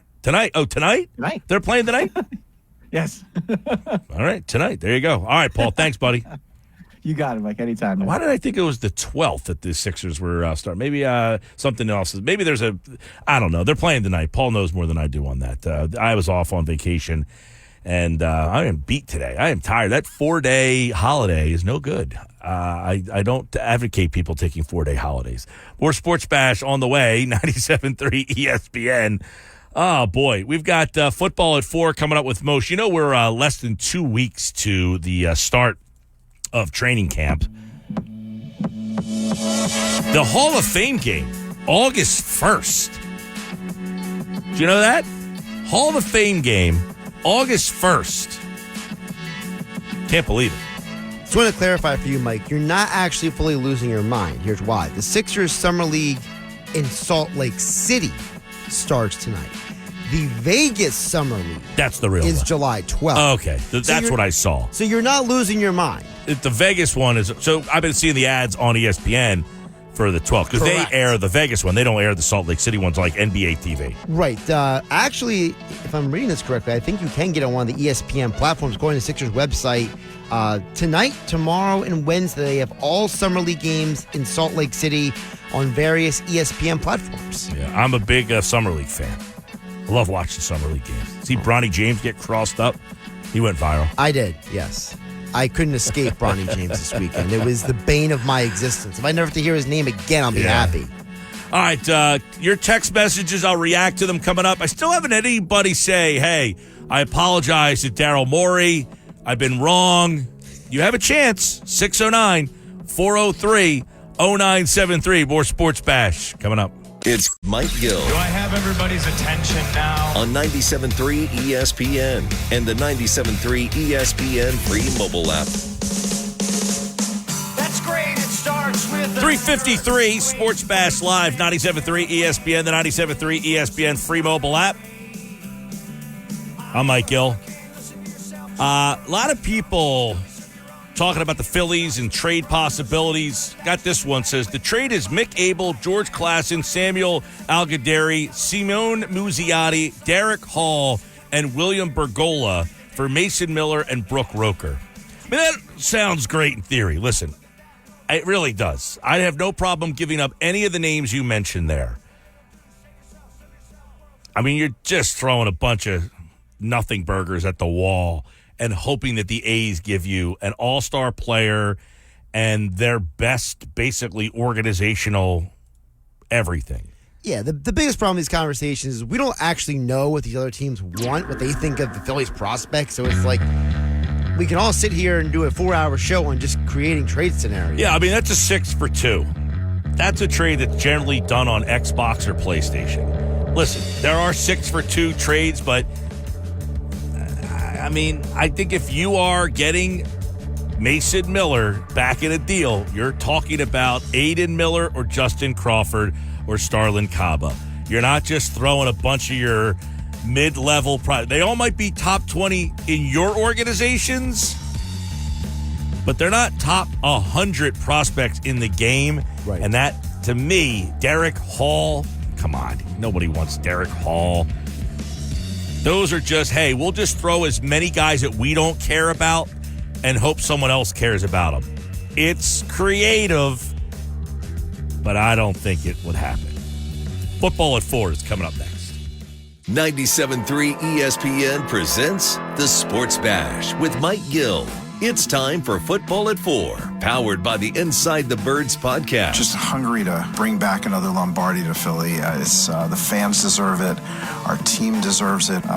Culture begs for it. Now live, this is Football at 4. Football at 4, powered by the Inside the Birds podcast. It's brought to you by Bet365. Whatever the sport, whatever the moment, it's never ordinary at Bet365. Jeff Mosher's here from the Inside the Birds podcast, which you can get on all podcasting platforms. And don't forget to check out their YouTube channel and all their YouTube content. Just search Inside the Birds. All right, Jeff Mosher's here as the countdown to Eagles training camp is on July 23rd is when the Birds report. We are about 2.5 weeks away from that, Jeff Mosher. And everybody highly... Did you know the Hall of Fame game was August 1st? I haven't thought about that. I did know it. When it came out, I was a little surprised how close it was or how early it was in August. But, yeah, I haven't thought about that in a while. It's pretty close. Yes. 2 days before my birthday. Yes. Well, guess what? Happy birthday early to you because football is getting that much closer. August 1st is the start. August, I think I saw the 13th is when the first teams report. The teams that play in that Hall of Fame game, they get some time to get ready. And so about this time next week, there's teams reporting this weekend. This weekend, teams are reporting. This weekend. That's crazy to me. I mean, that's just insane. I'm not ready for that. Yeah, I think that feels a little early. But, all right, I was reading an article this weekend. Bill Barnwell wrote it. He always makes you think a little bit. I wanted to get your thoughts on it. He writes, is it possible that Howie Roseman's career is both underrated and overrated? How would you kind of look at that title right there and kind of break it down? That's a fantastic question. I'm reading the headline and thinking, I don't even know if I want to read the story to see what he has to say yet because there's so many angles you can take on just the headline there. There's no question about it. I mean, he's had a long career. Probably you can make an argument he's had enough losing seasons within his long career that other GMs would have been fired, right? But in his long career, he's also had a lot of good winning seasons and won a Super Bowl. So there's the underrated part. And the underrated part also folds into when you look at the Eagles, how they won the 2017 Super Bowl and got to the 2020 Super Bowl. The 53-man rosters that Howie put together were just superb. They were excellent. Every move he made was the right move. They were deep. You could almost – listen, I don't want to take any credit away from Nick Sirianni taking the team to a Super Bowl or Doug Peterson winning it, but the fact that he was there – and within 5 years, two different guys took this team to the Super Bowl with a decent number of crossover players. Shows you that it was more than just coaching. It was roster assembly. But then you get into the point where there have been years around those years that have just been terrible years or epic collapses like losing 6 of 7 last year. Right. So he breaks it down into 5 different kind of career arcs. And it's that, that his career almost ended early, the whole Chip Kelly takeover thing. Like, you go back to that, he was the GM in 2010. Then he gets moved into an advisory role. And then Kelly comes in here and basically almost ends his career. And it's amazing, like, that whole era right there almost defined, that his best work never really almost got off the ground. Correct. I mean, it was, right? And honestly, you'd have to even go back to when does the Howie Roseman era really start? Because from when he got the job in 2010, he really didn't have final say the way he does now. It was still Andy Reid's organization. 2011, they go 8-8, 2012, 4-12, right? And then that's the end of the Andy Reid tenure. And then again, the next 3 years, you have Howie drafting players for Chip Kelly. So you can argue that it doesn't really start like the Howie Roseman era of complete control until, say, 2016. And in that time, he's had 3 double-digit win teams, right? 2007, 13-3, 14-3 2 years ago, 11-6 last year, and you say that's pretty good. But then he's also had a 4-11-1, a 7-9, and 2 9-7s and a 9-8. So and some of those 9-8 and 9-7 years, the expectations were bigger. So I think it's a great way to ask that question: is he overrated, underrated? And I think the answer is, in some ways, yes and yes. Well, and you go back to that Kelly era. You wonder, like, was it just personality based? Like, what was it that those two couldn't coexist?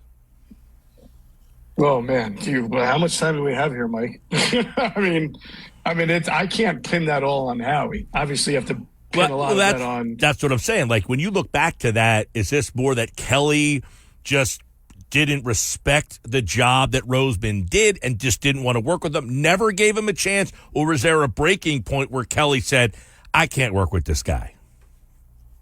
I mean, obviously the first 2 years, they worked hand in hand, they worked together, and then it was, for a Chip, it was, I can't work with this guy. But that's not a surprise because, Chip had an ego himself. I'm not sure Chip and Trent Baalke were a great mix the next 2 years in San Francisco. Chip has his guys. Some of them, Tom Campbell for a while was one of them. And, there was a falling out between Tom Campbell and Howie Roseman way back when, as we know. So it was not a good mix. But, I think one thing you learn about this, covering the sport, talking to people, and I don't know how much accountability you want to put on a concept here, but I think good leadership, good ownership, smart leadership, you have to know yourself. You have to know, if you're running an organization, who you can bring in that's going to work with you and be compatible with you and share your vision, and who's not. And I think this is some of the areas where maybe the overrated conversation comes in, because Jeffrey Lurie and Howie Roseman, they're constantly rearranging at whether it's medical staff, whether it's head coach, whether it's position coaches, front office people. It's hard to find, other than, say, Jeff Stoutland, right? As a position coach and maybe a few guys in the front office, it's hard to find guys who've been with the Eagles for a really long time. And that has to speak to something, that lack of continuity there. And again, I'm not putting all of that on one person. I do think the vetting that Howie and Jeffrey have done as leading the organization, of who they're bringing in and how much patience they're going to have, and how much background info they're going to get, is fairly questionable.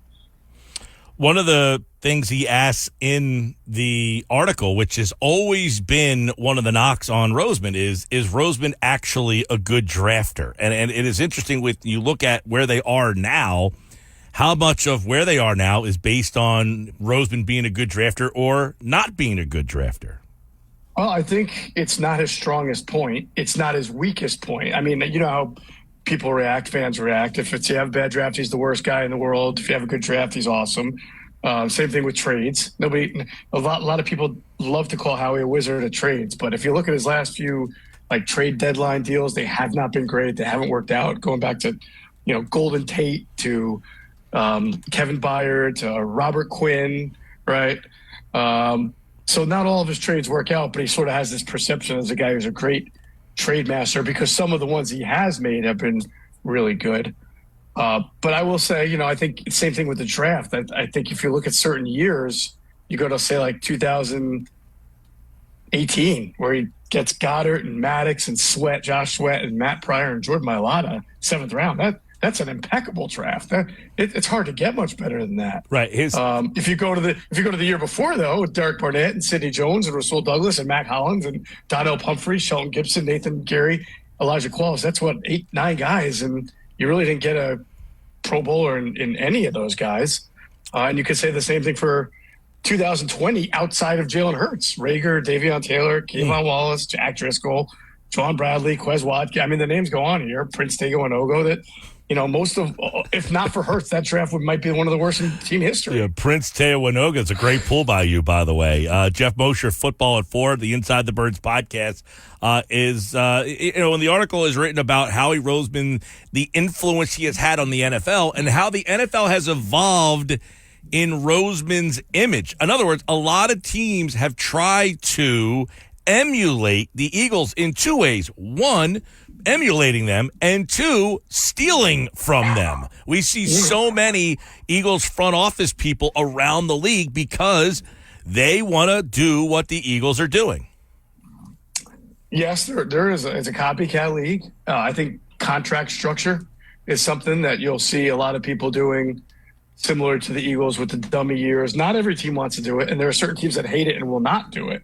But there are teams that have looked at it and indoctrinated it into how they do their operations. But then this is a great conversation, too, about overrated, underrated. So Howie and his financial staff wisely figured out a way to manipulate the salary cap thanks to the owner's willingness to put out upfront money and then sort of use the cap and contracts as like a credit card, right? Dummy years, push down the road, kick the can, the cap goes up, the hits that they take are dead cap hits, but they become smaller and smaller and smaller, right? Is that so? Is that a skill? You know what I'm saying? Or is that just they found something financially, almost a loophole that they've exploited? That it is certainly a skill to find a financial loophole that works for you, but it also means you're keeping better players because you're doing something contractually, not necessarily because you've always drafted the best players, right? You're acquiring and paying them big amounts of money that you're spreading out over years that some teams don't want to do because they're afraid of what happens if you have like a COVID year or the cap goes down or it doesn't go up as much as they projected. They don't want to get caught with that. Or they don't have an owner willing to put up as much upfront money. Right. All right. So that's interesting. And I bring this up because I actually did get to watch the Hard Knocks finally. I did find it. It's on YouTube. You can watch it there. So the dynamic between the GM and the owner, sometimes the GM is only as good as the owner allows him to be, and maybe not being, even if you take meddling out of it, by saying you can get creative with my expenditures if you want to. Yeah, and that is the one area where you say, well, the owner and GM are very often in lockstep and they have a mutual trust, which is great. How many franchises have to hit the reset button all the time because the GM didn't do great, so they have to fire him, bring in a new one. He's got to hire a new coach. He or she has to do a hire. I mean, it gets to a point where you're thankful that Howie and Jeffrey have built a mutual respect and an understanding. You've seen those videos of them in the war room. I have been told before that Howie's not afraid to tell Jeffrey, no, I don't like that. What you're we need to do it this way. And Jeffrey has no problem then saying, okay, I trust you. That's a great thing. Yeah. And you would love for that to trickle down a little bit more to the whole franchise. I don't know that it always has, because as we've seen, coaches, position coaches, they sort of get the wool pulled out from them, or the rug pulled out from them, I should say, a lot quicker. And so it kind of makes you wonder how, like, why is it so firm at the top but not in the middle level? But the point is, you want that firmness at the top. You want that trust as long as the people are doing their job well. Yeah. Oh, listen. And then, another part of the article, Bill Barnwell wrote this article over at ESPN.com. It's long, so you need to kind of sit on the porch and rock away in the rocking chair for a while here. But he asked the question, one of the takeaways he comes up with is, have teams kind of yearned to find the Roseman style of GM or the football guy GM? Has Roseman kind of put a new style of GM on the map in the NFL? I don't know if it's a whole new style. I'd have to get a clearer understanding of Bill, of the context of that question. Is it through trades? Is it through drafting? Is it through contract? Again, contracts, yes. We definitely see. Remember, one of the things he writes, Jeff, they created the 3-year contract rule for drafted players. You can't get an extension until after your 3rd year, because the Eagles had cornered the market first. And this is really more Joe Banner than Howie, but Howie was coming up about trying to get these guys extended after 2 years to make their price tag lower. So he writes that teams loathe hiring GMs who don't have scouting or a resume as a player, and that Roseman has made that less of a red flag now, that teams will not say, hey, you have to be a scout or would have been a player to now get this role in the league, that they are now saying you can have another way to approach that position. And a lot of it is being creative and crafty with how you set up these contracts. Yeah, that's an interesting point. And listen, I don't want. There's always, how Andy Reid says it's like, I'm not the inventor of the West Coast offense. Everything I know came from Mike Holmgren, and Mike Holmgren says, well, it's not me. Everything I know came from Bill Walsh, and Bill Walsh would say, hey, it's not really me. I put some spins on stuff that Paul Brown was doing, right? So I only bring that up to say, like, take someone like Ron Wolf, who won, I think, 2 Super Bowls with Green Bay, yeah. And went from the whole Aaron Rodgers era, the Brett Favre era, which not only that, but getting Brett Favre from Atlanta for like nothing, right? They identified something in Favre, and it worked out great, and then they went on to Aaron Rodgers. I don't think he played football either. He was known as that executive who did not come up through because he played in college or anything like that. So again, Howie is like kind of the modern day. You look at that and say teams are less afraid to do it, but there was always somebody before Howie. I'm sure even someone before Ron Wolf who did that, who paved that way for him. Yeah, I know that. People take a look at Roseman, and in the early stages, it was his drafting, and then, the contract stuff, and then he hit on a bunch of free agents, to which at the end, the question comes out is Roseman a great general manager? And the question at the beginning was, is he overrated? Is he underrated? Many people rank him at the top of the list in the game. So do the Eagles have in Howie Roseman the best GM in football, or one of them? I think he's really good. Really, really good is what I would get. If we were doing like a report card. And is this though, Mosher, though, like him learning from mistakes and kind of moving past them, or some of that? Like, is he evolved? Is he evolved in this position? I do think he has a better, from where I talk to people who know Howie or work alongside him or do business with him, he's better now at really understanding what he knows versus what he doesn't know, taking in account his people. You hire people for a reason. You have to listen to them. There's those stories about way back when with his own draft board, which I'm sure he still has his own board. But he does the work. He knows the landscape really well, whether it's free agency, whether it's the draft. He's always prepared. Howie to me is like one of those people who in their job is so amazingly good because they're relentless, they're tireless, and they're really good at several parts of the job. I think there are some other parts of the job where he falls fairly behind some of his colleagues. I don't have a ranking. I don't know who, I've always thought Ozzie Newsome was one of the best GMs. He's not anymore. Eric DeCosta is in charge of the Ravens. He's really good.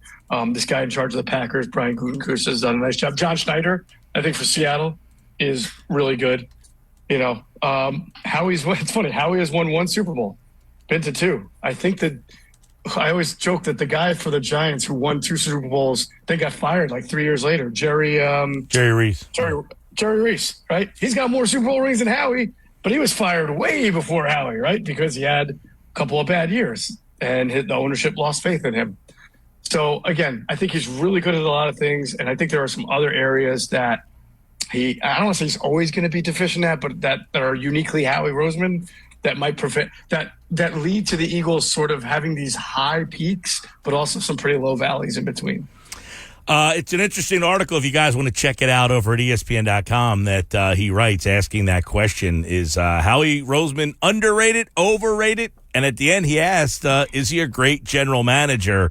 And look, not many people keep the job for as long as he has. You mentioned, though, the one thing, since Roseman has been, I don't know, when do you say that he kind of took over? I say 2016. So 2006. But if you ask me what his record is as GM, I'm going to go to 2010 because that's when he got the label of if he's going to sit here and talk about Brandon Graham being his first pick, even though Andy Reid had final personnel say, then we're going to judge him off from 2010. So from 2010 to last year, they had take the 1 year out, right? The one the last year of Chip, you can just remove him. He was like not making any decisions at all. Okay, so you take that one out. Then they had 1, 2, 3 losing seasons in his tenure. And one of those And losing. a couple of 500 ones, right? Then they have. I'll read them all. I'll read them all. 2010, they were 10-6. Then they were 8-8. Then 4-12. 10-6, 10-6, 7-9. Then was 7-9 was 7-9. Yeah, the 7-9 was the last Kelly year. The first year of Peterson 7-9, 13-3, 9-7, 9-7, 4-11-1, 9-8, 14-3, 11-6. So, it's weird. It's like kind of all over the place there, you know.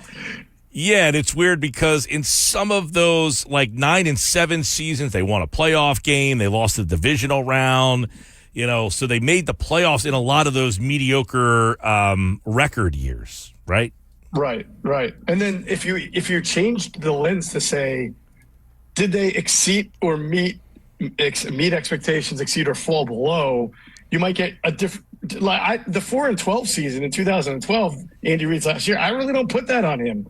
You know, again, even though he is the GM, that team was just decimated by injuries. But that was the year. Yes, decimated. And Andy Reid's last year, but he was part of the dream team. But again, Andy was a big part of the dream team as well. But like last year, 11-6 looks a whole lot better than 4-12. But I put a lot on him, on the personnel, on the way he rebuilt the middle of that defense with players who just didn't fit. And I think I talked to you about this. I think he gets off a little easy last year because the coaches were such a train wreck on defense, especially, and everything else that people have forgotten that he put those guys on paper. Those were his decisions. Well, he made a lot of new decisions this offseason, and we'll start to see how that all comes into fruition starting July 23rd when the rookies report and the veterans. The Eagles, rookies, and veterans both report on the same day. Teams will report this weekend. The Hall of Fame game, August 1st on 97.3 ESPN. Good conversation, Jeff Mosher. They always are, Mike. Talk to you Wednesday. Take care. There's Jeff Mosher. Football at 4 here on the Sports Bash Live, and it is powered by the Inside the Birds podcast. It's brought to you by Bet365. Whatever the sport, whatever the moment, it's never ordinary. At Bet365, you get football at 4 every day at 4 o'clock here on the Sports Bash. And coming up, it's another edition of Nick's Nuggets. Nick Earnshaw's on the way. What is he thinking about today? I can predict a couple things. I think I can predict a couple things that he's going to be asking about. How many nuggets am I getting today? We'll find out coming up next here on the Sports Bash Live, 97.3 ESPN, the 97.3 ESPN free mobile app, and streaming live video on the X platform at 973 ESPN. Use the hashtag SB Live. We have the for sitting in traffic. You come with me. The Sports Bash with Mike Gill on 97.3 ESPN and the 97.3 ESPN free mobile app.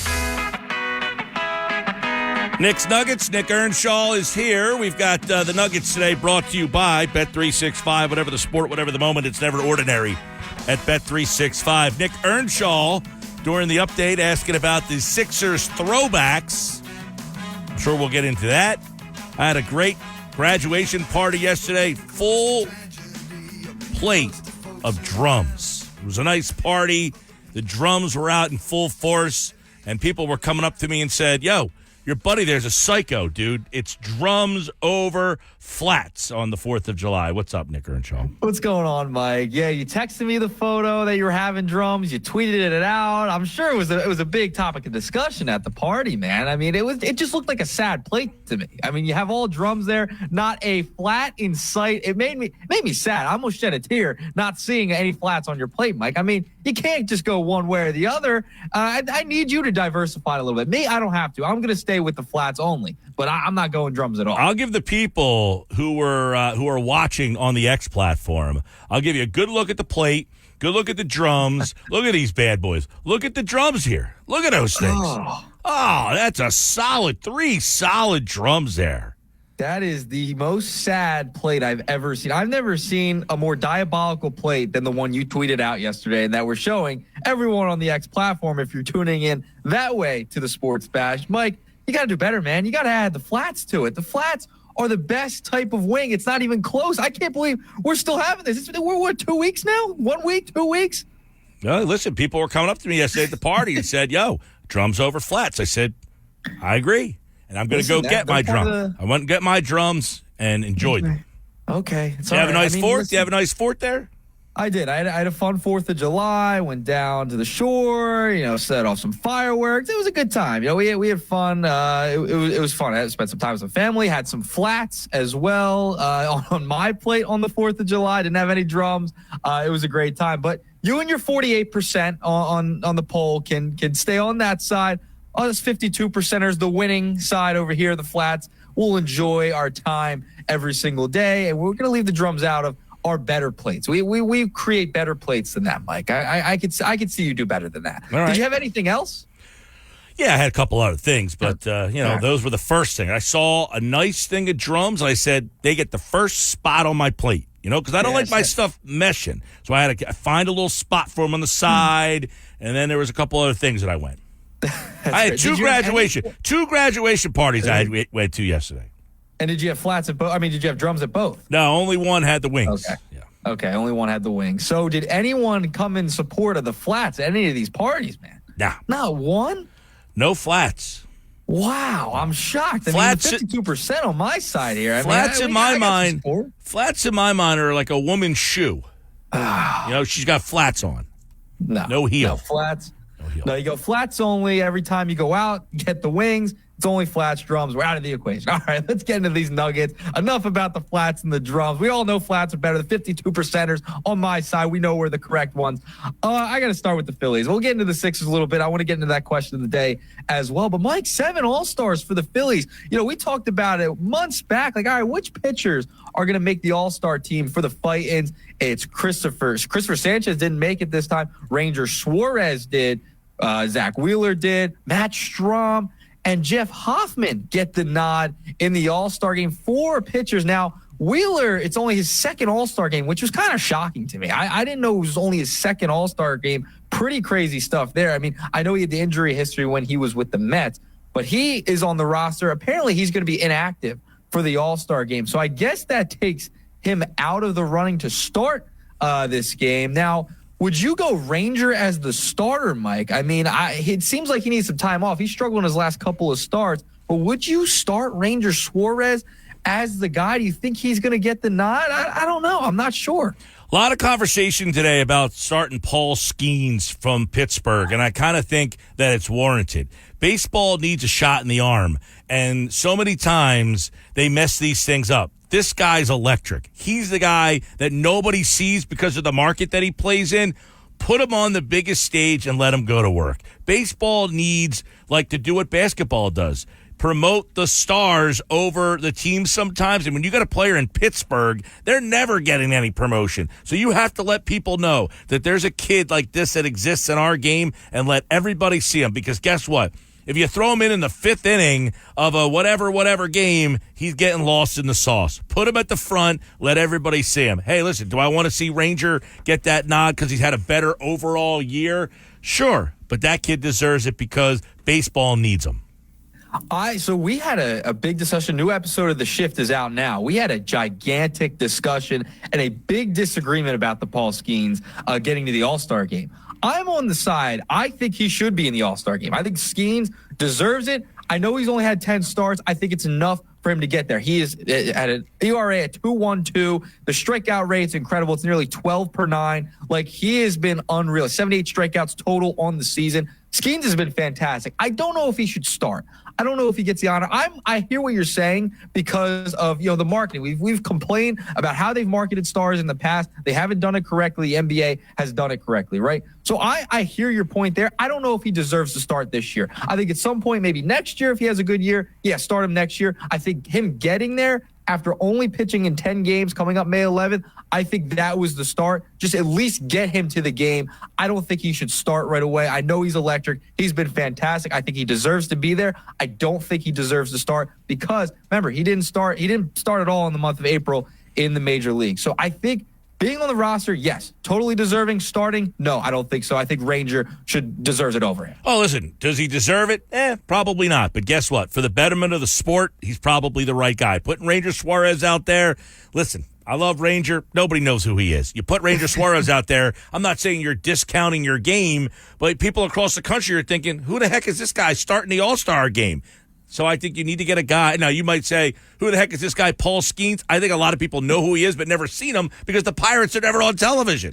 Right. I hear where you're coming from. I hear the Skeens thing. I'm all for the young guys getting to the All-Star game. I wish Ellie De La Cruz would have accepted an invitation to the Home Run Derby. Like, I want to see the young stars come up. I hear you on that. I just don't think it's deserving for him right now. I don't think he should be there. He didn't pitch enough to get the start. I would rather have seen Wheeler, but apparently he might be inactive. So, I mean, that's kind of out the window now. Ranger's been there. He's been at the top of all the lists in ERA, Cy Young Award. I think he deserves to get it. And, people might not know Ranger either, but Skeens are just learning as well. So I think getting Skeens at least an appearance early on in the game, good, shouldn't start, doesn't deserve it just yet. He needs more. Now, I will ask you this, though. Should Sanchez have gotten in over Skeens? Sanchez has been really good this year. So is Skeens, but Skeens, remember he missed a month. He was still in AAA, didn't come up yet. Should Crister Sanchez been on over Skeens? I will say you could make an argument that yes, but now you're adding an eighth guy. Pittsburgh needs one.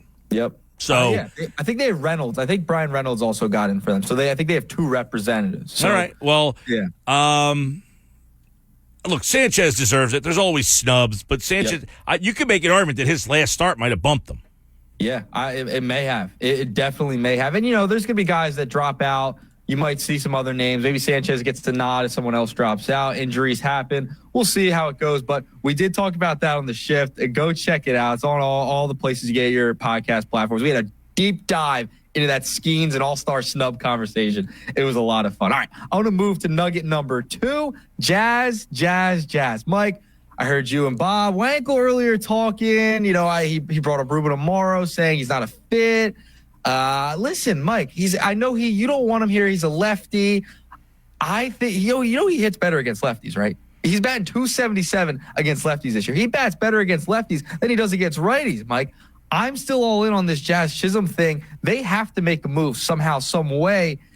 Is he creeping up your board at all, or is he you're still kind of out on the Jazz sweepstakes? No, if anything, talking to Bob today, reinforce again. I said, listen, Jazz Chisholm to me is a erratic player. You bring him into this situation. Maybe they reel him in a little bit. But I think what Bob was insinuating was that Ruben Amaro saying he doesn't fit into this clubhouse. And that's the last thing you can do is bring in a guy who is not going to fit in here. And he even brought up an interesting question. Do you trade Brandon Marsh to go get a player that's a better player than Marsh that can play every day? Because how many platoons can you really have out there and expect to be a championship level team? That's another good question. So to me, if you're bringing in a guy who is going to disrupt the clubhouse, that's a definite no for me. And Jazz Chisholm, to me, again, I don't think the guy stinks. I think he's a nice player, but I don't know that he's a difference-making player. And if he's not a good clubhouse guy, which I don't know, I'm just kind of taking the insinuation that maybe he wouldn't fit in with this team here, then I'm not taking that chance. And again, I don't know what I had to give up to get him. If you're telling me it's a low risk, hey, I'm giving you Simone Muzziotti, we have no spot for him. You can have him to replace Jazz Chisholm. Fine. I don't see Simone Muzziotti ever having a big league role here. That kind of deal, I take the shot on. I'm not giving up one of my top players, and I don't know what the Marlins are asking for at this point right now. Yeah, I'm very curious to see what the asking price is. I just don't feel like it's going to be as much as Luis Robert right out in Chicago. It's not going to be that much. Like Bellinger, you're going to have to give up a lot. You have to also eat a big contract there, too. You also have Jazz under control for the next couple of years till 2026. And if you're able to keep a guy like Justin Crawford without giving him up in the Jazz Chisholm trade, that's kind of his ETA, right? Like you don't want to give up Justin Crawford, you don't want to give up Aiden Miller, and Andrew Painter. Those are like the three untouchables that you don't want to move. If you're able to keep Justin Crawford, right? You bring in Jazz, you have him under control through 26. That's kind of the timeline that fits the Phillies if they're trying to develop Justin Crawford into an everyday starting center fielder for them in the next couple of years. That's something to think about too. I think they have a lot of options that they could go out there and get. I think Jazz I don't think he's going to cost as much as people think, and I think they'll be able to keep some of those guys we talked about, Painter, Miller, and Justin Crawford. Like I think you're able to keep those guys if you go out and get a Jazz Chisholm. I don't think you're going to have to give up those top three guys in your system to go get him. He's cheaper, and he hits decent against lefties, and you can play him every day. The clubhouse thing, I could see because he's flashy. I get it. He's outspoken. Makes sense. I think they could reel him in. I think anyone can really fit into this clubhouse and with the Phillies. I don't think that should be a concern. We'll see how it shakes out. I'm on the Jazz thing. I think that would make the most sense timeline-wise, money-wise, and with where the Phillies want to go. Yeah, I like the name that was thrown out there over the weekend, which was Brett Rooker, as a guy who's a right-handed bat. Now, the problem with him, not a great defensive player, but he is a right-handed bat, high on-base percentage, big strikeout numbers, though. Big strikeout numbers. That would concern me a little bit. But if I could get him instead of a player like Jazz, I'd go in that direction. I need a right-handed guy, man. People are throwing lefties at me too much. I like the Rooker thing. I think we've talked about that a couple of times. Bringing in Rooker from Oakland, he's more of a DH for the Athletics this year than a left fielder. But I think you can live with a little less defense if he's going to give you the bat. He could be a 30 home run guy. I wouldn't mind Rooker at all. I think Rooker would be really good. Now, are you going to add Mason Miller to that deal? I don't know. I think you would have to go way too much. I think the asking price for Mason Miller, the closer for the Athletics, is going to be way out of the price range the Phillies want to go. So I think maybe you do get Rooker. Maybe you get a reliever. Maybe you still do deal with the Marlins to get the Tanner Scott from the Marlins or something like that. But I think there could be multiple trades that the Phillies do make to fill other areas. Well, that's the thing Bob brought up. He said they might not need to make a trade for one outfielder. They might need to do it for two outfielders to fix this thing. Yeah, it's trouble in paradise right now. Can't have David Dahl heading in to a pennant chase out in there in left field. You don't want Schwarber out there again either. You want him to be specifically the DH. All right, let's move on to the 76ers, Mike. I got to move to nugget number 3. Podcast P is in Philadelphia now, and he dropped his new episode, Mike. I don't know if you caught any of the clips. There was a ton of nuggets. Oh, yeah. We got the audio coming up at 5 o'clock. Oh, yeah. He dropped a ton of stuff. Now, the one thing I thought was interesting, we talked about before he signed, he made a comment about wanting to play the right way, not necessarily for a championship. He clarified that. He said, a team like the Celtics play the right way. They want a championship. He's like, I want to win a championship. So he clarified that comment that we discussed a couple of weeks ago. I thought that was very interesting because of the fit with Maxey, the fit with Joel Embiid was pretty cool. And then the Clippers, man, they lowballed him. They started out in October, according to Paul George, with a 2-year, $60 million offer. So he got very lowballed by the Clippers. And then the Golden State thing nearly happened as well. So he almost went to Golden State, Mike, which was interesting. Which sounded like that's where he wanted to go. Yeah. I don't know what were your feelings on that it sounded like he wanted to go to Golden State. I kind of fell through. And then, he's a Sixer now. I did think about that. Like, hey, did he basically say, like, you were the runner-up? Like, hey, I really wanted to go to Golden State. I will say this. I do feel like there is confliction for these guys. Like, hey, I would have loved to go to Golden State. I think I would have been a good fit there.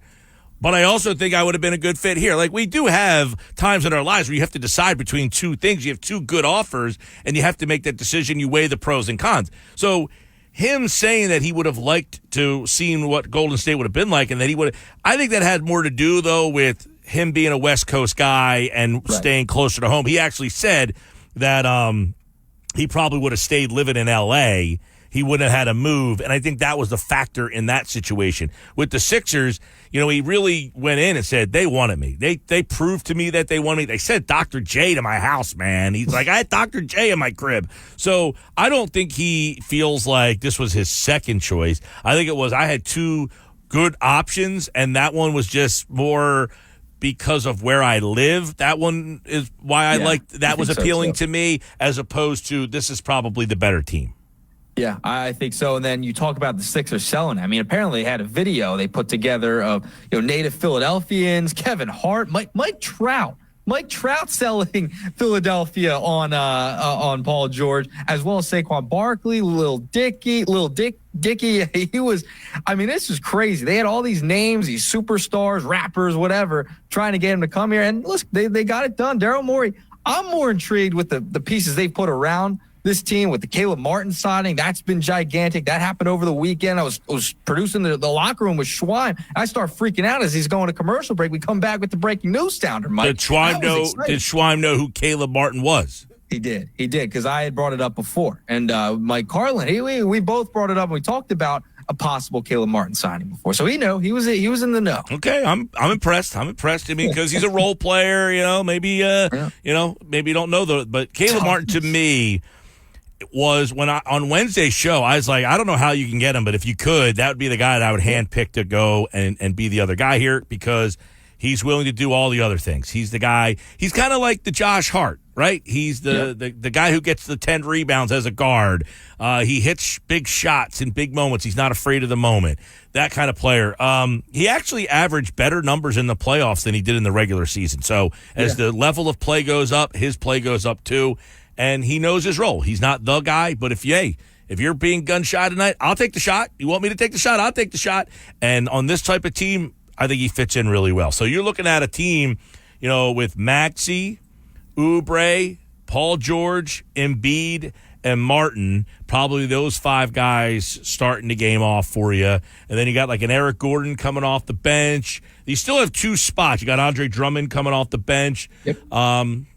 They still have to find 2 guys. I like Davis Bertans. He would be a guy that I would be interested in. He just got released the other day, just kind of a stretch 4.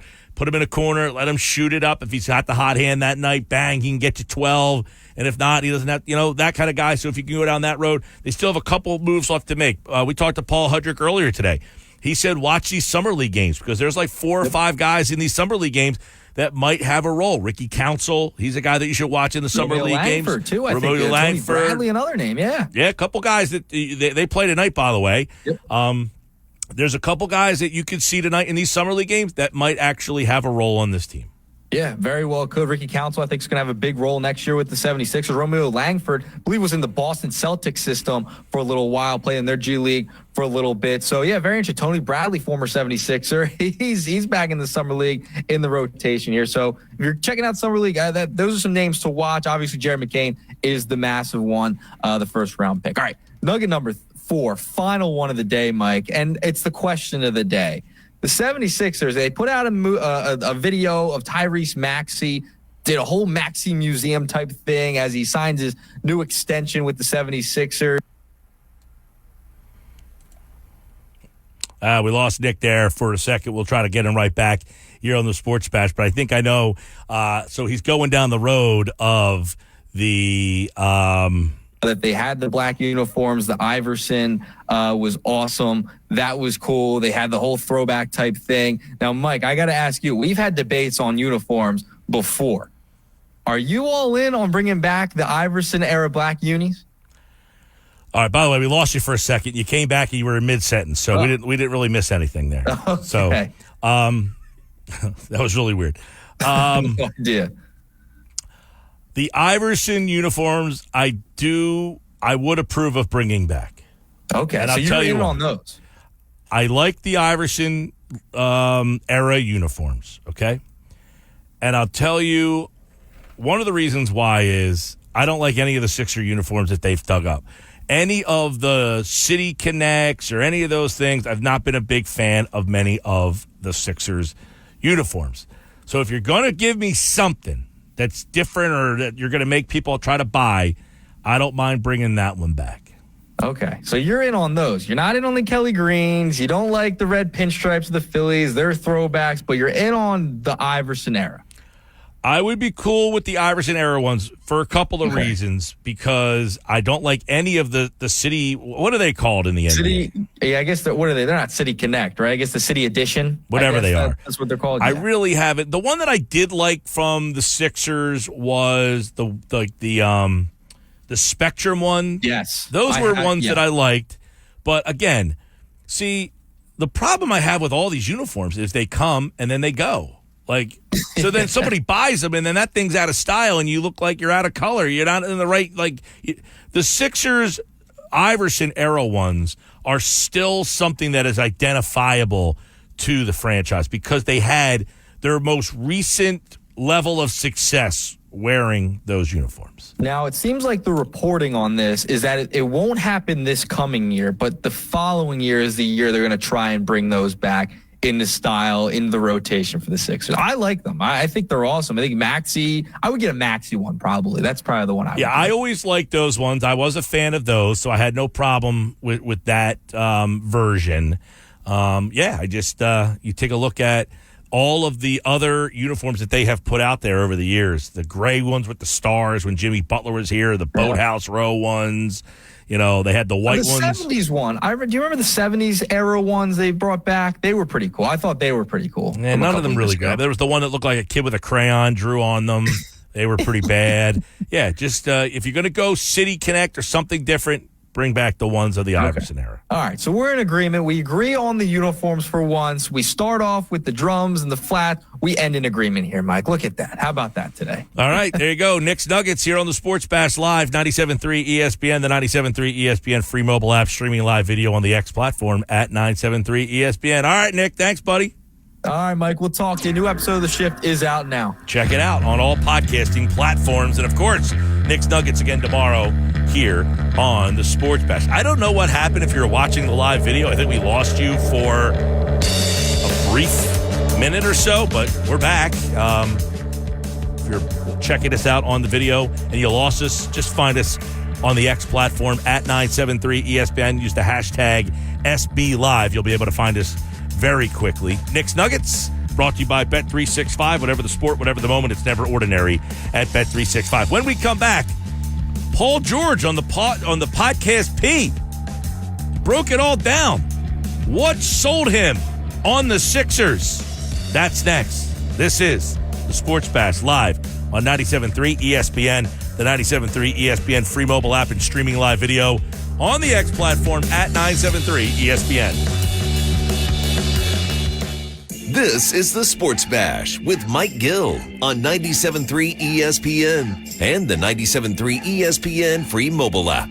Now live from inside the Ocean Casino Resort studio, here's Mike Gill. And I had that meeting with Philly that Sunday night, and David Blitz came, Josh Harris, Elton Brand, Dr. J. Bro, I had Dr. J in my crib.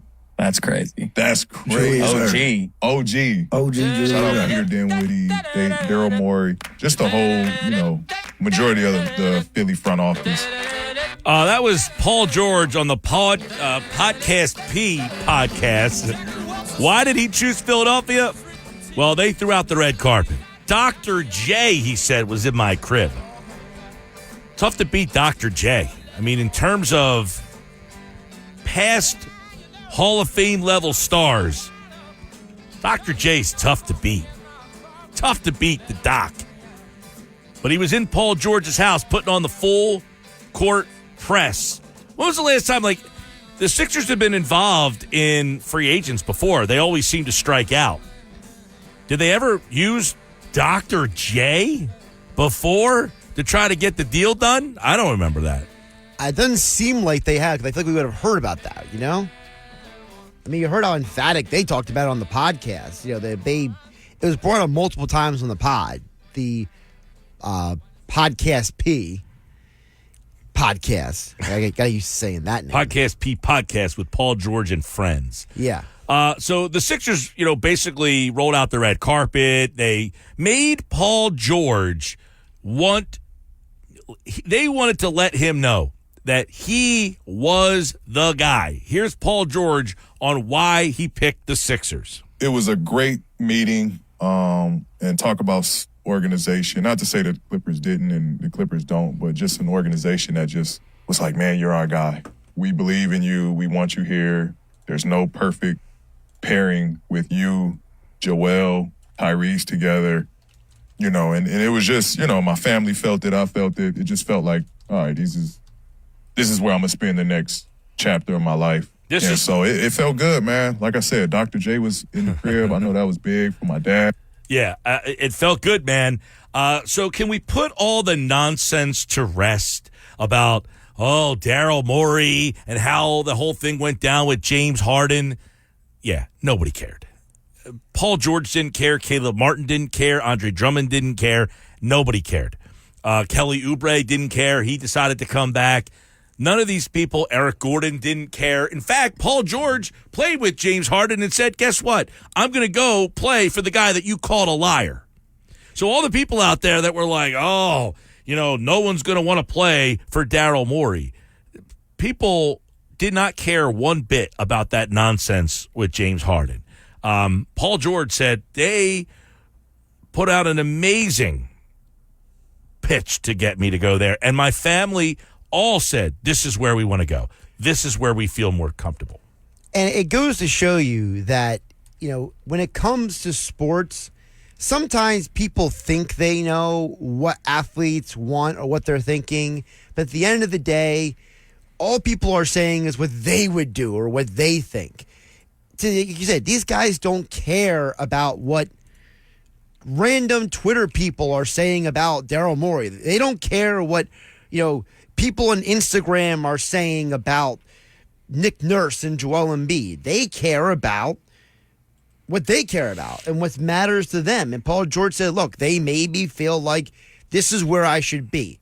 They made me feel welcome, and that was a huge deal for him. Yeah, he didn't go into it. At no point during the podcast did Paul George say, well, Daryl Morey had a little bit of a sketchy past with James Harden, and Harden had told me, he's a liar and that I shouldn't trust him. That didn't come into play at all, and nor did anybody with half a brain think that would be a factor. These people don't care. Everybody has their own opinions of each individual person. Just like some people listen to the Sports Bash and they say, you know what, that guy Mike Gill sucks. He doesn't know anything. He is always wrong.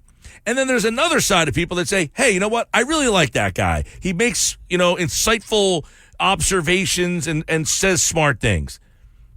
That's the way that each individual person looks at a situation differently. Some people might have said that Daryl Morey, with the way he handled the James Harden situation, I don't care for it. And other people might say, I don't care how he handled the James Harden situation. He made me feel comfortable, and therefore I'm going to go there. Each individual person deals with something the way they handle it. I had no part of me that felt that the Daryl Morey being the GM of this team was going to prevent the Sixers from doing anything except for getting better. Daryl Morey is an asset to this team. Having Daryl Morey as the team's general manager is an asset. Now, has he built a championship team? I don't know about that. I mean, you never know what happens during the course of a year. Do the Sixers have the best roster in the NBA? I don't think so. I don't think they have the best roster in the NBA, but what I do think they have is a competitive roster. I think they have a team that can compete for a championship. And that's really all you can ask is, hey, if I get into a 7-game series and my team plays its best ball, do we have a team that can match up with another really good team that when they have their best players, the Sixers can win, the Celtics can win, the Knicks can probably win. Is there any other teams in the East that can win? Yeah, possibly. I mean, did anybody think Indiana was getting to the Eastern Conference Finals this year? No. So at the end of the year, who are the true contenders? The Celtics, obviously. They are a contender. I like the Oklahoma City team a lot. They get Alex Caruso, Isaiah Hartenstein. Those two, that addresses the lack of size and toughness on their team. They get a veteran player in Caruso. I think that was a huge move for them to trade Josh Giddey, who, kind of disappointed for them. Caruso is a tough-minded player, both perfect fits for that roster. I think you got to go back to Dallas, getting Klay Thompson, adding to that team that went to the finals last year. I think the Knicks are a legitimate title contender. Anybody else? Timberwolves. I think the Timberwolves are in that conversation as a legit title contender. I think Denver's in that role. If the Bucks are healthy, I think they could possibly. There's another team in the East. So you can't count out a team with Giannis. And the Sixers. I think there are 8 teams that you would say are legitimate title contenders. And Paul George, he said on the podcast that he believes the Sixers have built a winning team. Nick Nurse is as good as it gets as coaching. He's won at many different levels. I already talked about how good Joel is and Tyrese is, and now you mix in myself, Oubre. I think we have a hell of a starting 5, and then we got veteran guys coming off the bench. So we already have a recipe to be a really good team. Yeah, veteran guys coming off the bench like Andre Drummond and Eric Gordon, guys who now Eric Gordon has been a playoff performer. Drummond is a guy who filled the need that the Sixers have really lacked, which is 10, 20 minutes rebounding, toughness. By the way, Drummond was a guy that Daryl Morey traded away, and he still wanted to come back. So again, another guy who was unaffected by the James Harden stuff. Well, not only the James Harden stuff. Hey, you traded me, and I still wanted to come back here. Look, I think everybody realizes James Harden is what he is, and kind of a diva, and I don't think anybody quite took him seriously, to be honest with you. I mean, anybody who read into players aren't going to want to play for the Sixers because of Daryl Morey, I think are just trying to talk themselves into, I don't like Morey, and I'm right that I don't like Morey. Yeah, it was a narrative that was contrived by people that already didn't like Daryl Morey, so they wanted to use it as another tool in their arsenal to go after the Sixers and more. Which, by the way, those people have conveniently went behind the rocks today. Yeah, they disappeared. They disappeared and I told you Daryl Morey was going to be a problem for this team. Now, the next moving of the goalposts will be, well, he did all these things, but the team's not good enough. They might not be good enough, but I think they're in the conversation with the other 8. There's only one team that at the end we deem to be good enough. I don't know that they're that one team, but those are the 8 teams. I would say the Celtics, the Thunder, Dallas, New York, Philadelphia, Minnesota, Denver, the Bucks. That next group of teams, you probably have Orlando, Cleveland, Indiana. Do you throw Golden State in there at all? Yeah. I mean, they retooled. I don't know if they got really better, but they retooled. I mean, they retooled. They lost Klay Thompson and Chris Paul, and they replaced him with DeAnthony Melton, Buddy Hield, and Kyle Anderson. Yeah. I think they're a play-in team. That's what I said. I don't know if they got better. The Kings, I think, if they get DeMar DeRozan. They did get DeMar DeRozan, yep. So that makes them interesting. I would throw them into they were the 2 seed 2 years ago. They were, and one of their problems last year is that it just felt like they never found their chemistry again from the year before. And some people are saying, well, replacing Harrison Barnes with DeMar DeRozan could be that answer. We'll see. I mean, DeMar DeRozan is a very different player than who they have right now, so it could be a good fit. Yeah, no, I like DeRozan, a veteran player. He's not flashy, but he can still score 20 a night. They have De'Aaron Fox, who's a really, talented scorer. I think Sabonis is a freak. I love Sabonis, tough guy. The Suns, are they in that mix of they could surprise now that they're in their second year together? Can we create a what-if category and put the Suns in there? Just create a what-if category. The what-if category includes teams like the Suns. The Suns, the Pelicans, what if Zion finally is healthy and he can play 70 games with this team? Because when he plays, honestly, they're very good. I always said I'm not a big Zion guy because I don't think he's going to be able to be the guy. He can't stay healthy. And part of that is because of, his size. I mean, he's constantly banged up and hurt. He's much like Joel. And then depending on what happens with Ingram, that could impact how you feel about the Pelicans going into next year. Clippers, they're a what if. Bring back James Harden, then they lose Paul George, and who knows where they go next from here. They added Mo Bamba. Get excited. Yeah, well, that's a team that I think last year you would have said that they were a potential championship contender. Now I don't know that you put them in that boat. I don't know. Do you put the Pacers should be in that group? I think they're in the solid playoff team. Cavaliers, solid team. Lakers?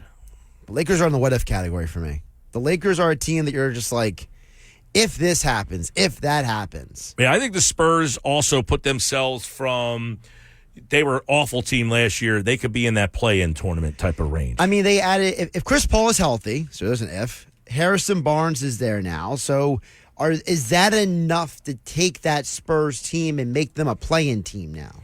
Yeah, I definitely think so. I definitely think Wembanyama in his second year. They got Chris Paul, who I like Chris Paul, but I think he's definitely at the end of the road. No, I mean, that's not a surprise. But I think having a player like that for Victor could be a big difference. Is a big difference for them. Like he needed a guy to facilitate getting him the ball, like a veteran player who can really help him, in his development. So I like that move. Now they're not winning the NBA championship. No, but if that team could get into the play-in tournament and maybe turn into like the 8th seed, let's say, I'm just throwing it as an example, that could be a huge move for their development. Yeah. Well, and listen, the other, so to me, the 8 teams that I listed as championship contenders, the Sixers, to me, of that group, are in the top 5 of the 8 teams. I would say there's 8, but I think the Sixers are probably in the top 5. And I said before, I like the Sixers better than I like the Knicks right now. I like Boston better than I like Philly. Yep. I like Oklahoma City better than I like Philly. I don't know. You like Dallas better or Philly? I think it's a coin flip because, Dallas was in the NBA Finals last year, but how much of that was matchups? How much of that was, for example, you have mentioned numerous times, Mike, if any player was on the court who was a competent player not named Tobias Harris, they could have beat the Knicks. So do the Sixers get to the conference finals last year if one ball drops a certain way? The flip side for Dallas, if Dallas, maybe they don't get some of those big shots from the randos on that team, like the P.J. Washingtons, how does that go? I think, to me, Dallas and Philadelphia are similar because both teams have 3 star players, but you always seem to have questions about a couple of those star players. For no matter what happens, Kyrie will always have questions over his head. Klay Thompson is getting older. Joel Embiid is the perpetual question to every answer for Philadelphia. And Paul George, last year was his first healthy season in 4 or 5 years? Yeah, Paul George has been a guy who has been unavailable, I guess you could say. Yeah. So let's hear some more from Paul George here and kind of why he chose Philadelphia, some of the things that he kind of was weighing as he makes this decision here. He was in a weird spot, though. I mean, he didn't have a lot of choices. So how much do we put at face value that Philadelphia is where he wanted to be? I think the money, obviously, was a huge factor. I'm not downplaying that at all because it was really the Sixers who had the money. There was nobody else. But having Embiid and Maxey and the money made this the no-brainer. This was the reason. He said he wants to play with Embiid and Maxey. Coupled with the money, this was a no-brainer. I mean, I think it was just the idea of playing with such a presence in Joel and then just a fresh start, new opportunity. I was pretty open on the conversation and the decision. I think, stuff was kind of at a stale with Clippers, which opened me into looking at other teams, hearing other programs out. And ultimately, it was more so just the idea of, one of the best point guards, young point guards in the league, and one of the best, if not the best, big in the league in Joel. So he furthered his conversation about Embiid and compared him to somebody who was one of the most dominant players that any of us have ever seen. I've never played with someone so big and dominant like that. He's, the best or one of the best centers in the league, bro. Like, that's a beast. Baby Shaq, again, it's a dream come true. Like, having a star point guard and a star big. That's a crazy dynamic. So all of that, playing with the young point guard, the dominating center, and then look at me. Who am I? I'm the other guy. I'm the guy who's the slashing, shooting forward. I'm the two-way player. And he doesn't sound like he's begrudging it. He sounds like he is excited to play that role, which is an important part of this, Mike. How many times we had the question, whoever the Sixers bring in, is that guy willing to be the other guy? We always use the Batman and Robin comparison, right? Well, whatever role you want to give whoever, is Paul George willing to slide into that role next to Embiid and Maxey? I think Paul George is very, listening to him, by the way, on the Podcast P podcast, I think Sixers fans are going to like him. He sounds like he is forthright. He is willing. I think he was very open about a lot of situations. Like, yeah, I wanted to go to Golden State. He didn't hide from that. And he said why. I wanted to go to Golden State because it's East Coast. It's close to where I live. So he was very open about a lot of the things here. And I think that is something that was kind of refreshing to hear how, forthright he was about this whole scenario. He said in the podcast, look, there was a time where I thought about going to Toronto to play with Kawhi. We almost went to Toronto to play. But that tells me, he understood this wasn't Kawhi's the man or I'm the man. We wanted to just do this together. And whoever's the man on that night, it is what it is. Yeah, there's no, it's not like James Harden when he said, I am the system. There's no ego with Paul George from listening to the pod. He sounds like a guy who's like, hey, man, I want to be paid what I think I'm worth, and I want to win games. Right. And it also helps that when you have Dr. J selling you on joining the team that he once played for. So he brought up how he joined the team. They ended up getting to the championship, lost one. Got to the championship again, lost. Then he was like, we just can't get over the hump. Then they go ahead and trade for Moses Malone, and they win it. And he was like, that was the missing piece. He was like, P. I'm sold. You the missing piece. You the missing piece. Wow. So I was like, man, where I sign that, man? Where I sign? Sign that. You're the missing piece. Do you hear that from Dr. J to hear, hey, man, we need that missing piece and you're it? That's powerful. I mean, you heard even Paul George say, where do I sign at? Where's the dotted line? It almost makes you wonder. I mean, he could talk about Embiid. He could talk about Maxey. He could talk about the money. He could talk about, but it almost was like Dr. J being there was more important than almost anything else. So in the end, you're the missing piece. Is he the last recipe to put the Sixers over the top? Nick Nurse is as good as it gets as coaching. He's won at many different levels.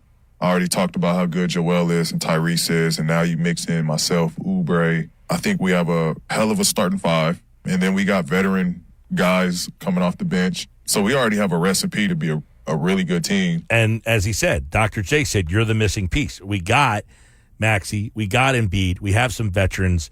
But one of the big things is, too, the first guy he mentioned was Nick Nurse. What sold him about Nick Nurse? When was it that he said, that's a guy I could play for? The game that, they KO and Nick Nurse kind of went at the refs was the game we played them. And I always seen him as a fiery, competitive coach. He's always, you could tell he's fiery on the other side. But I've never had any interactions with him. But, seeing that moment, it was like, all right, yeah, that's what you want to play for that. He was fired up. Mm-hmm. He was emotional. And, it's funny. We talk about the coach a lot.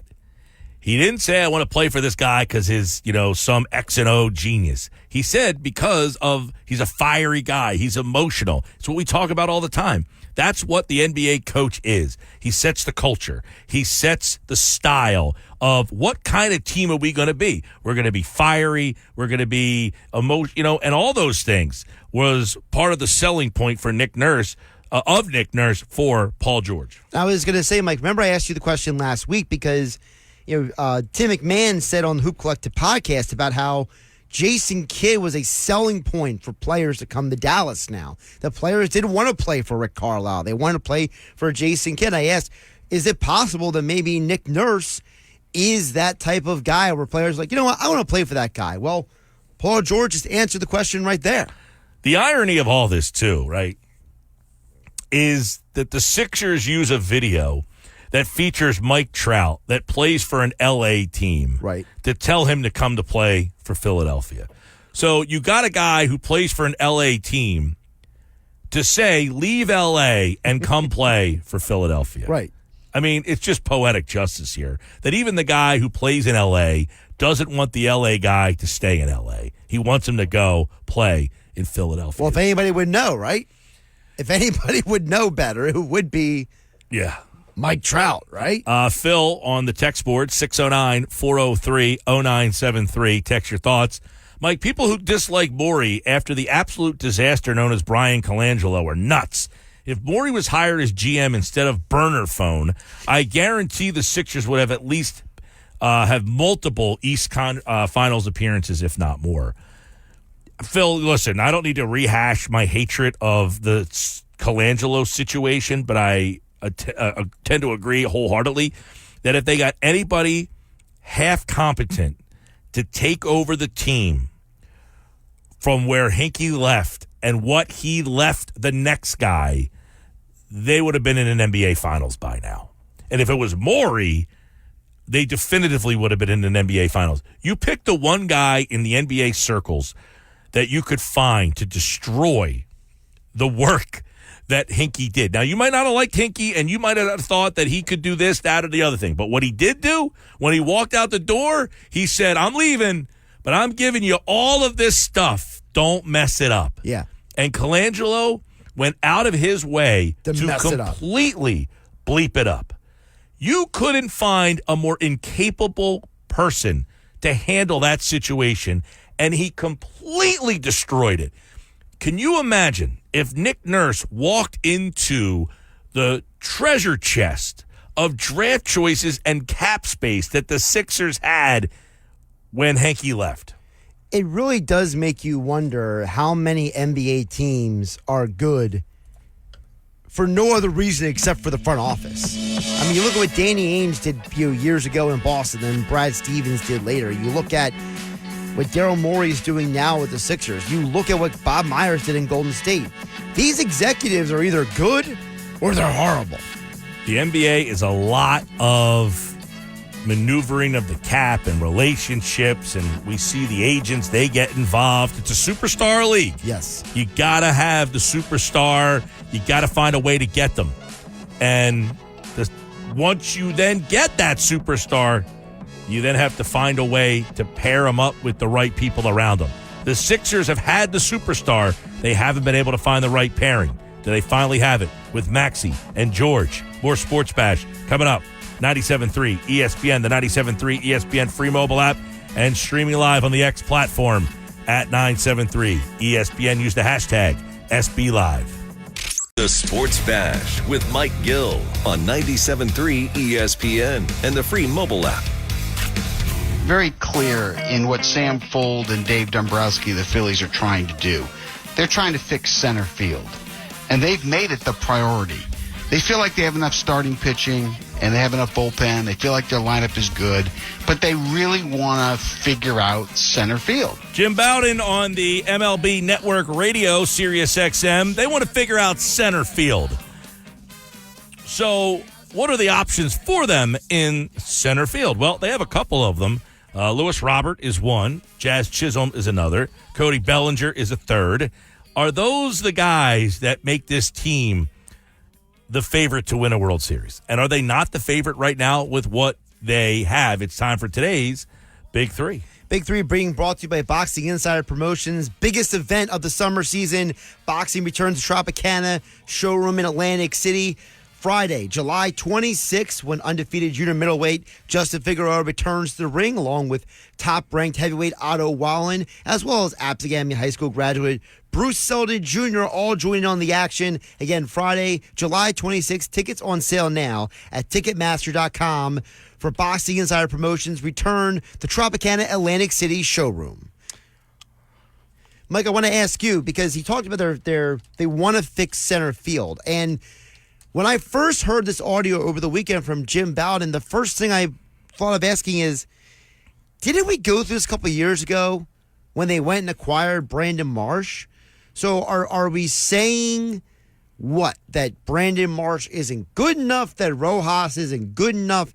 Are they saying that center field is more important than left field? What does that say to you? Well, that's an interesting question, because they went out and got Marsh, and I guess they were hoping that Marsh was the answer to getting a young, controllable center fielder. Right. The problem with Marsh has been he hasn't proven yet that he can be an everyday player. Mm-hmm. And some people would say, well, they haven't given him a chance. They have given him a chance. Come on. We like Marsh. We all like Marsh. I even said, I don't know how you move Marsh.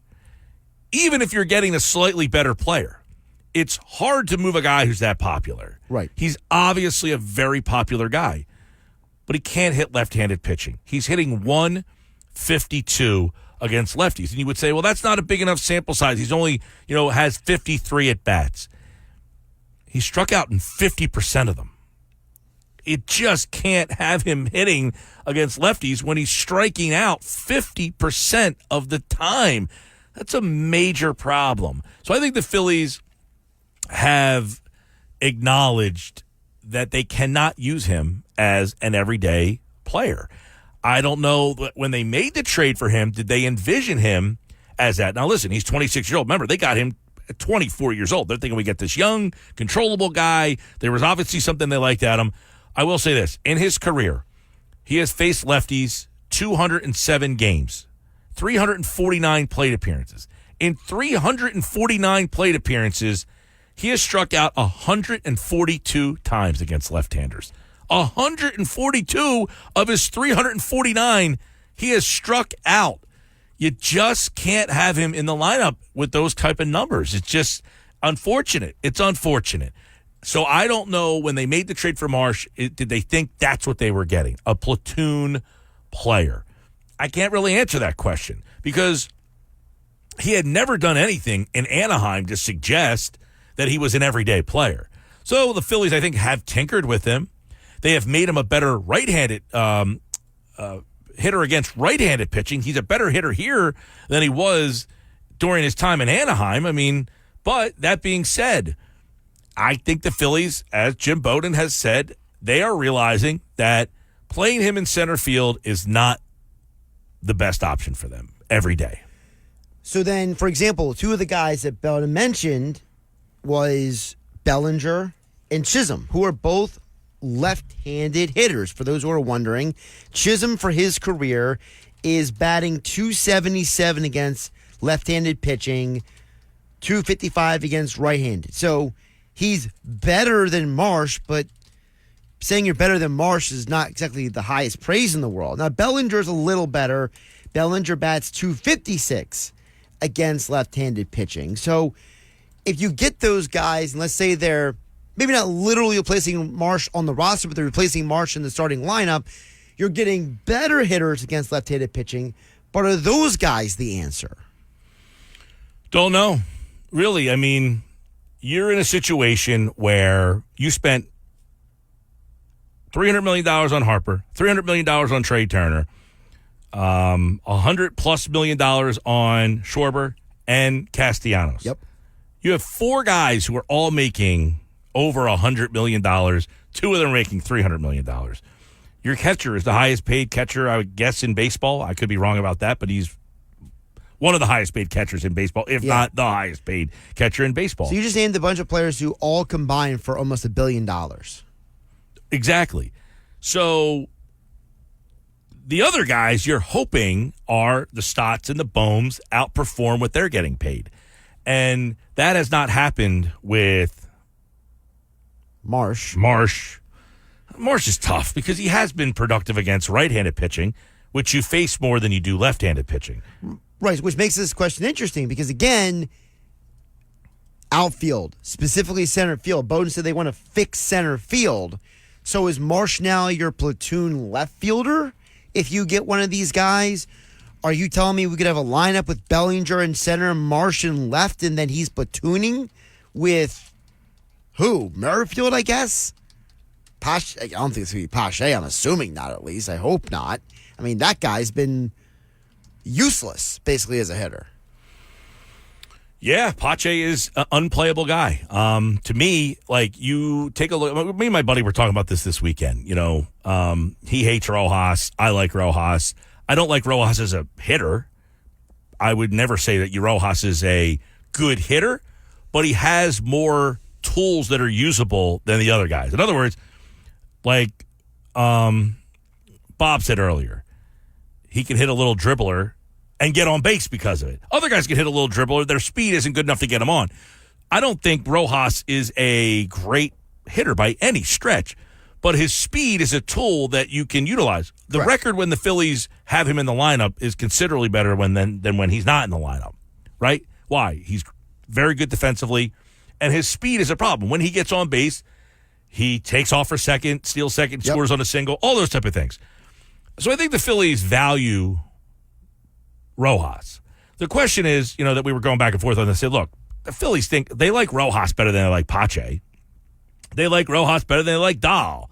They like Rojas better than they like almost every guy out there. They had to send Rojas down because he was the only guy that had options left. Correct. But I think a fair question is, why do they value Pache, Dahl, and the other guys so much that they didn't want to lose them? That's the befuddling thing to me. Do you really think you sent Rojas down for 8 games and he fixed all of his problems? Of course not. But he was the only guy that they wouldn't lose. The question I have is, what do they see in Pache that they like? So, where is the development of Pache from when he got here to where he is now? I don't see it. I haven't seen anything to make me say he has gotten better offensively than when he got here. Dahl, obviously, I told you before, he can't play. No, and I give you credit for that. I was wrong about that. You were right. But what's interesting is that... But Pache is... So, Dahl, I don't understand what the fascination is to keep him here. Fine, they kept him here for whatever reason because he's left-handed, maybe to be in a platoon. All right, but Pache now, at 25 years old, he's no better today than... In fact, in 44 games right now, he's hitting 196. In 48 games last year, he hit 238. Last year, he hit 2 homers with 11 ribbies. This year, he has no homers and 8 ribbies. He's actually worse this year than last year. Yeah, as I said, he's useless. I don't understand where they're like, we can't give up on Pache. I think you have to get to the point where it's time to say, look, we made a trade. He was a young guy who had a lot of potential. It ain't working. The other part of what Jim Bowden said on the MLB Sirius XM channel show is he talked about Dave Dombrowski, and he said, because he talked about how the Phillies want to fix center field, he says Dombrowski is the kind of guy, when he gets focused on something, he gets it done. The Phillies have made it clear to every GM in the game that they've talked to, or president, that's their target. That's it. And knowing Dave Dombrowski, who, by the way, will someday be a Hall of Famer, the one thing I know about him is when he targets something, he'll get it. And when he targets it, it's not going to be a risk. It's going to be the best. When he targets the best, he gets the best. So Dave's going to get one of those 3 guys. That's my best guess for the Phillies at the trade deadline. They get one of the 3. All right, well, I don't disagree with him there. My question is, he said he gets the best. Which guy does he think is the best? Which guy does he say is the best, and how much does he value balancing out what he would have to give up to get the best? Yeah, because part of the problem is, look at each 3 of those guys. Luis Robert Jr., I would consider a risk, Mike. I think that's a guy who has one healthy season under his resume. He has shown himself to be an oft-injured player. To me, that's a risk. So based on that description, I would eliminate him. Now, for whatever reason, the Phillies, according to Jim Bowden, are considering him. So for you, Mike, is Luis Robert Jr. potentially the best option, or is he a risk? I find him to be a risk, honestly. So then he should be off the board. Well, under the scenario that he just laid out, I find him to be a risk. And he's had one really good year last year, okay? And I say really good year. He had one really good year power-wise, 38 homers. Now, he's a 275 career hitter. You could say that this is the outlier year. He's only hitting 227. He's had injury issues. He's constantly battled injuries, including this year. Yep. Last year was the most complete year he had. He hit 264, 38 homers. On-base percentage, not great, 315. Strikes out a lot. Much like a lot of these right-handed power guys. They strike out a lot. The strikeout percentage is really high. So he has 1 year that jumps off the page at you. His other years, if I was to say you're getting a guy... Now, in 2021 was the... 2020 was COVID. 2020 was the COVID. 2021 was the outlier of all his years. He hit 338 with a 378 on-base percentage. But the power numbers were, 13 homers. The year after that, he hit 12 homers, 284. Last year, the average went down to 264. Now, those numbers are good. 264, 38 homers, 80 RBI, 20 stolen bases. You would say, yeah, that guy, I'll take him. But I think that season last year is more of the outlier and goes back to what you said. Is he a slam dunk? I'm not sure about that. And that's why I think that even though he I don't know how much his availability is, but of the guys that Bowden mentioned, Bellinger is the best value. This guy is a former league MVP. The other 2 years, he finished in the top 10 in MVP voting, Mike. He has 2 different seasons batting over 300. Last year, 26 homers, 97 RBI.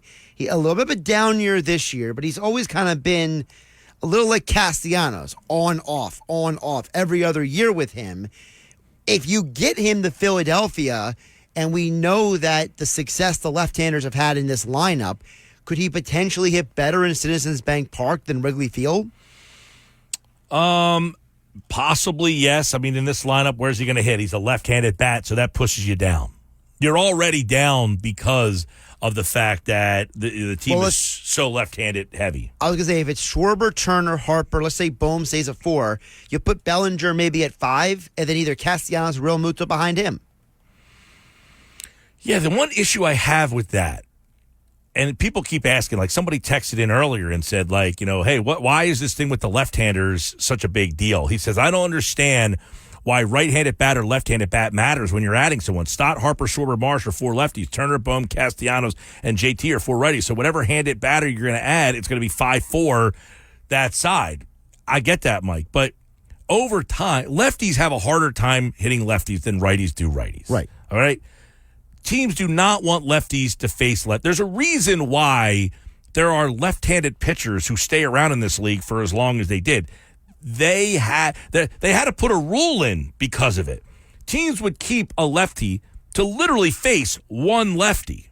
So they put the rule in that you have to face 3 batters. They didn't do that rule for right-handed pitchers facing right-handed pitchers. They did it because teams were holding on to left-handed pitchers to face one guy, then taking him out of the game.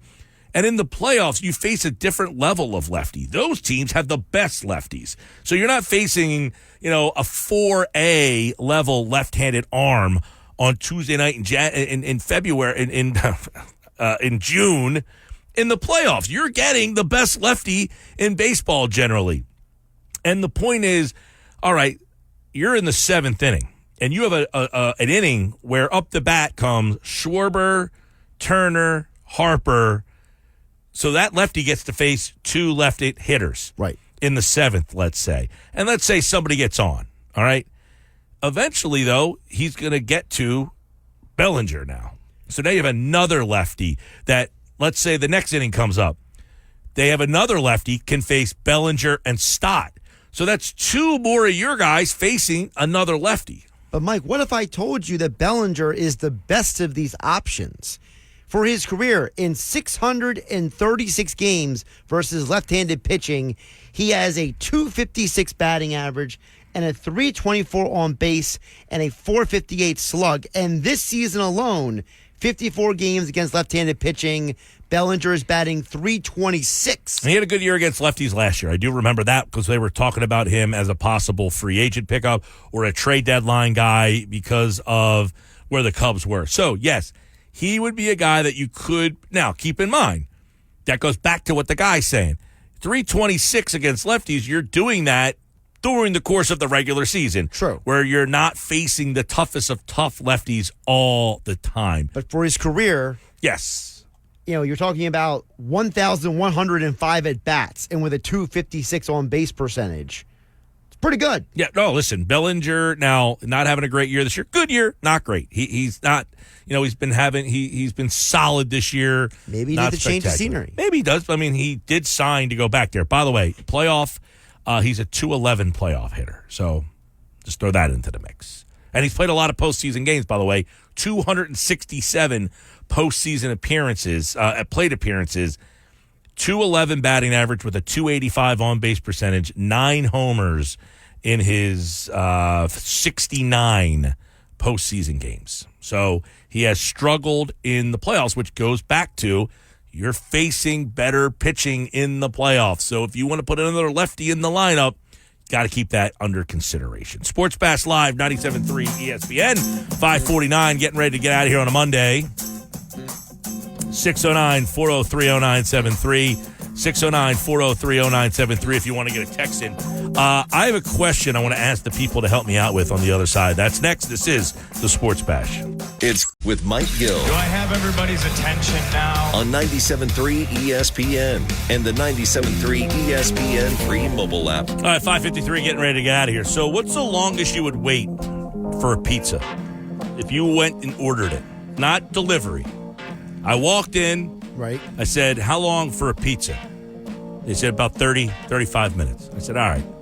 I think 30 minutes is fair if it's a busy summer day. 30 minutes. Yeah. They said 30, 35 minutes. So I left, walked around, did a little shopping, came back, walked in the store. To my dismay, there were 3 people that ordered ahead of me that were still standing in there. So how long did you have to wait? Over an hour. That's unacceptable. Yeah, they were buried. I don't care. They were buried. They should have warned you that they were Yeah, that's buried. what I'm saying. You got to say, hey, it's going to be like an hour. I went and got some pizza this weekend, and the guy told me 30 minutes. He was busy. Guess what happened when I got there? Pizza was ready.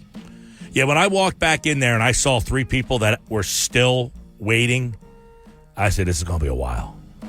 That's no bueno. No bueno. So you got to let the customer know if it's going to take long. There was no adult in the room. I mean, there was a lot of young kids back there. Gotta call Brett Brown, man. They were doing right. They were doing the best. Like, people weren't out of hand or nothing. We need James Butler. Everybody was just watching, and you know that. Like, everybody could see them. They're all back there. They're understaffed. Phone's off the hook. We called like 3 times, and the phone was off the hook. I don't even know that they knew the phone was off the hook. Welcome to summer at the shore. Welcome to summer at the shore. Well, we survived the weekend. Sure did. All right, back again tomorrow. Frank's got the Phillies mailbag. They'll play the Dodgers tomorrow. All that and more right here on the Sports Bash live on 97.3 ESPN, the 97.3 ESPN free mobile app powered by First Bank of Seattle City and streaming live video on the X platform at 97.3 ESPN. Have a great night, everybody.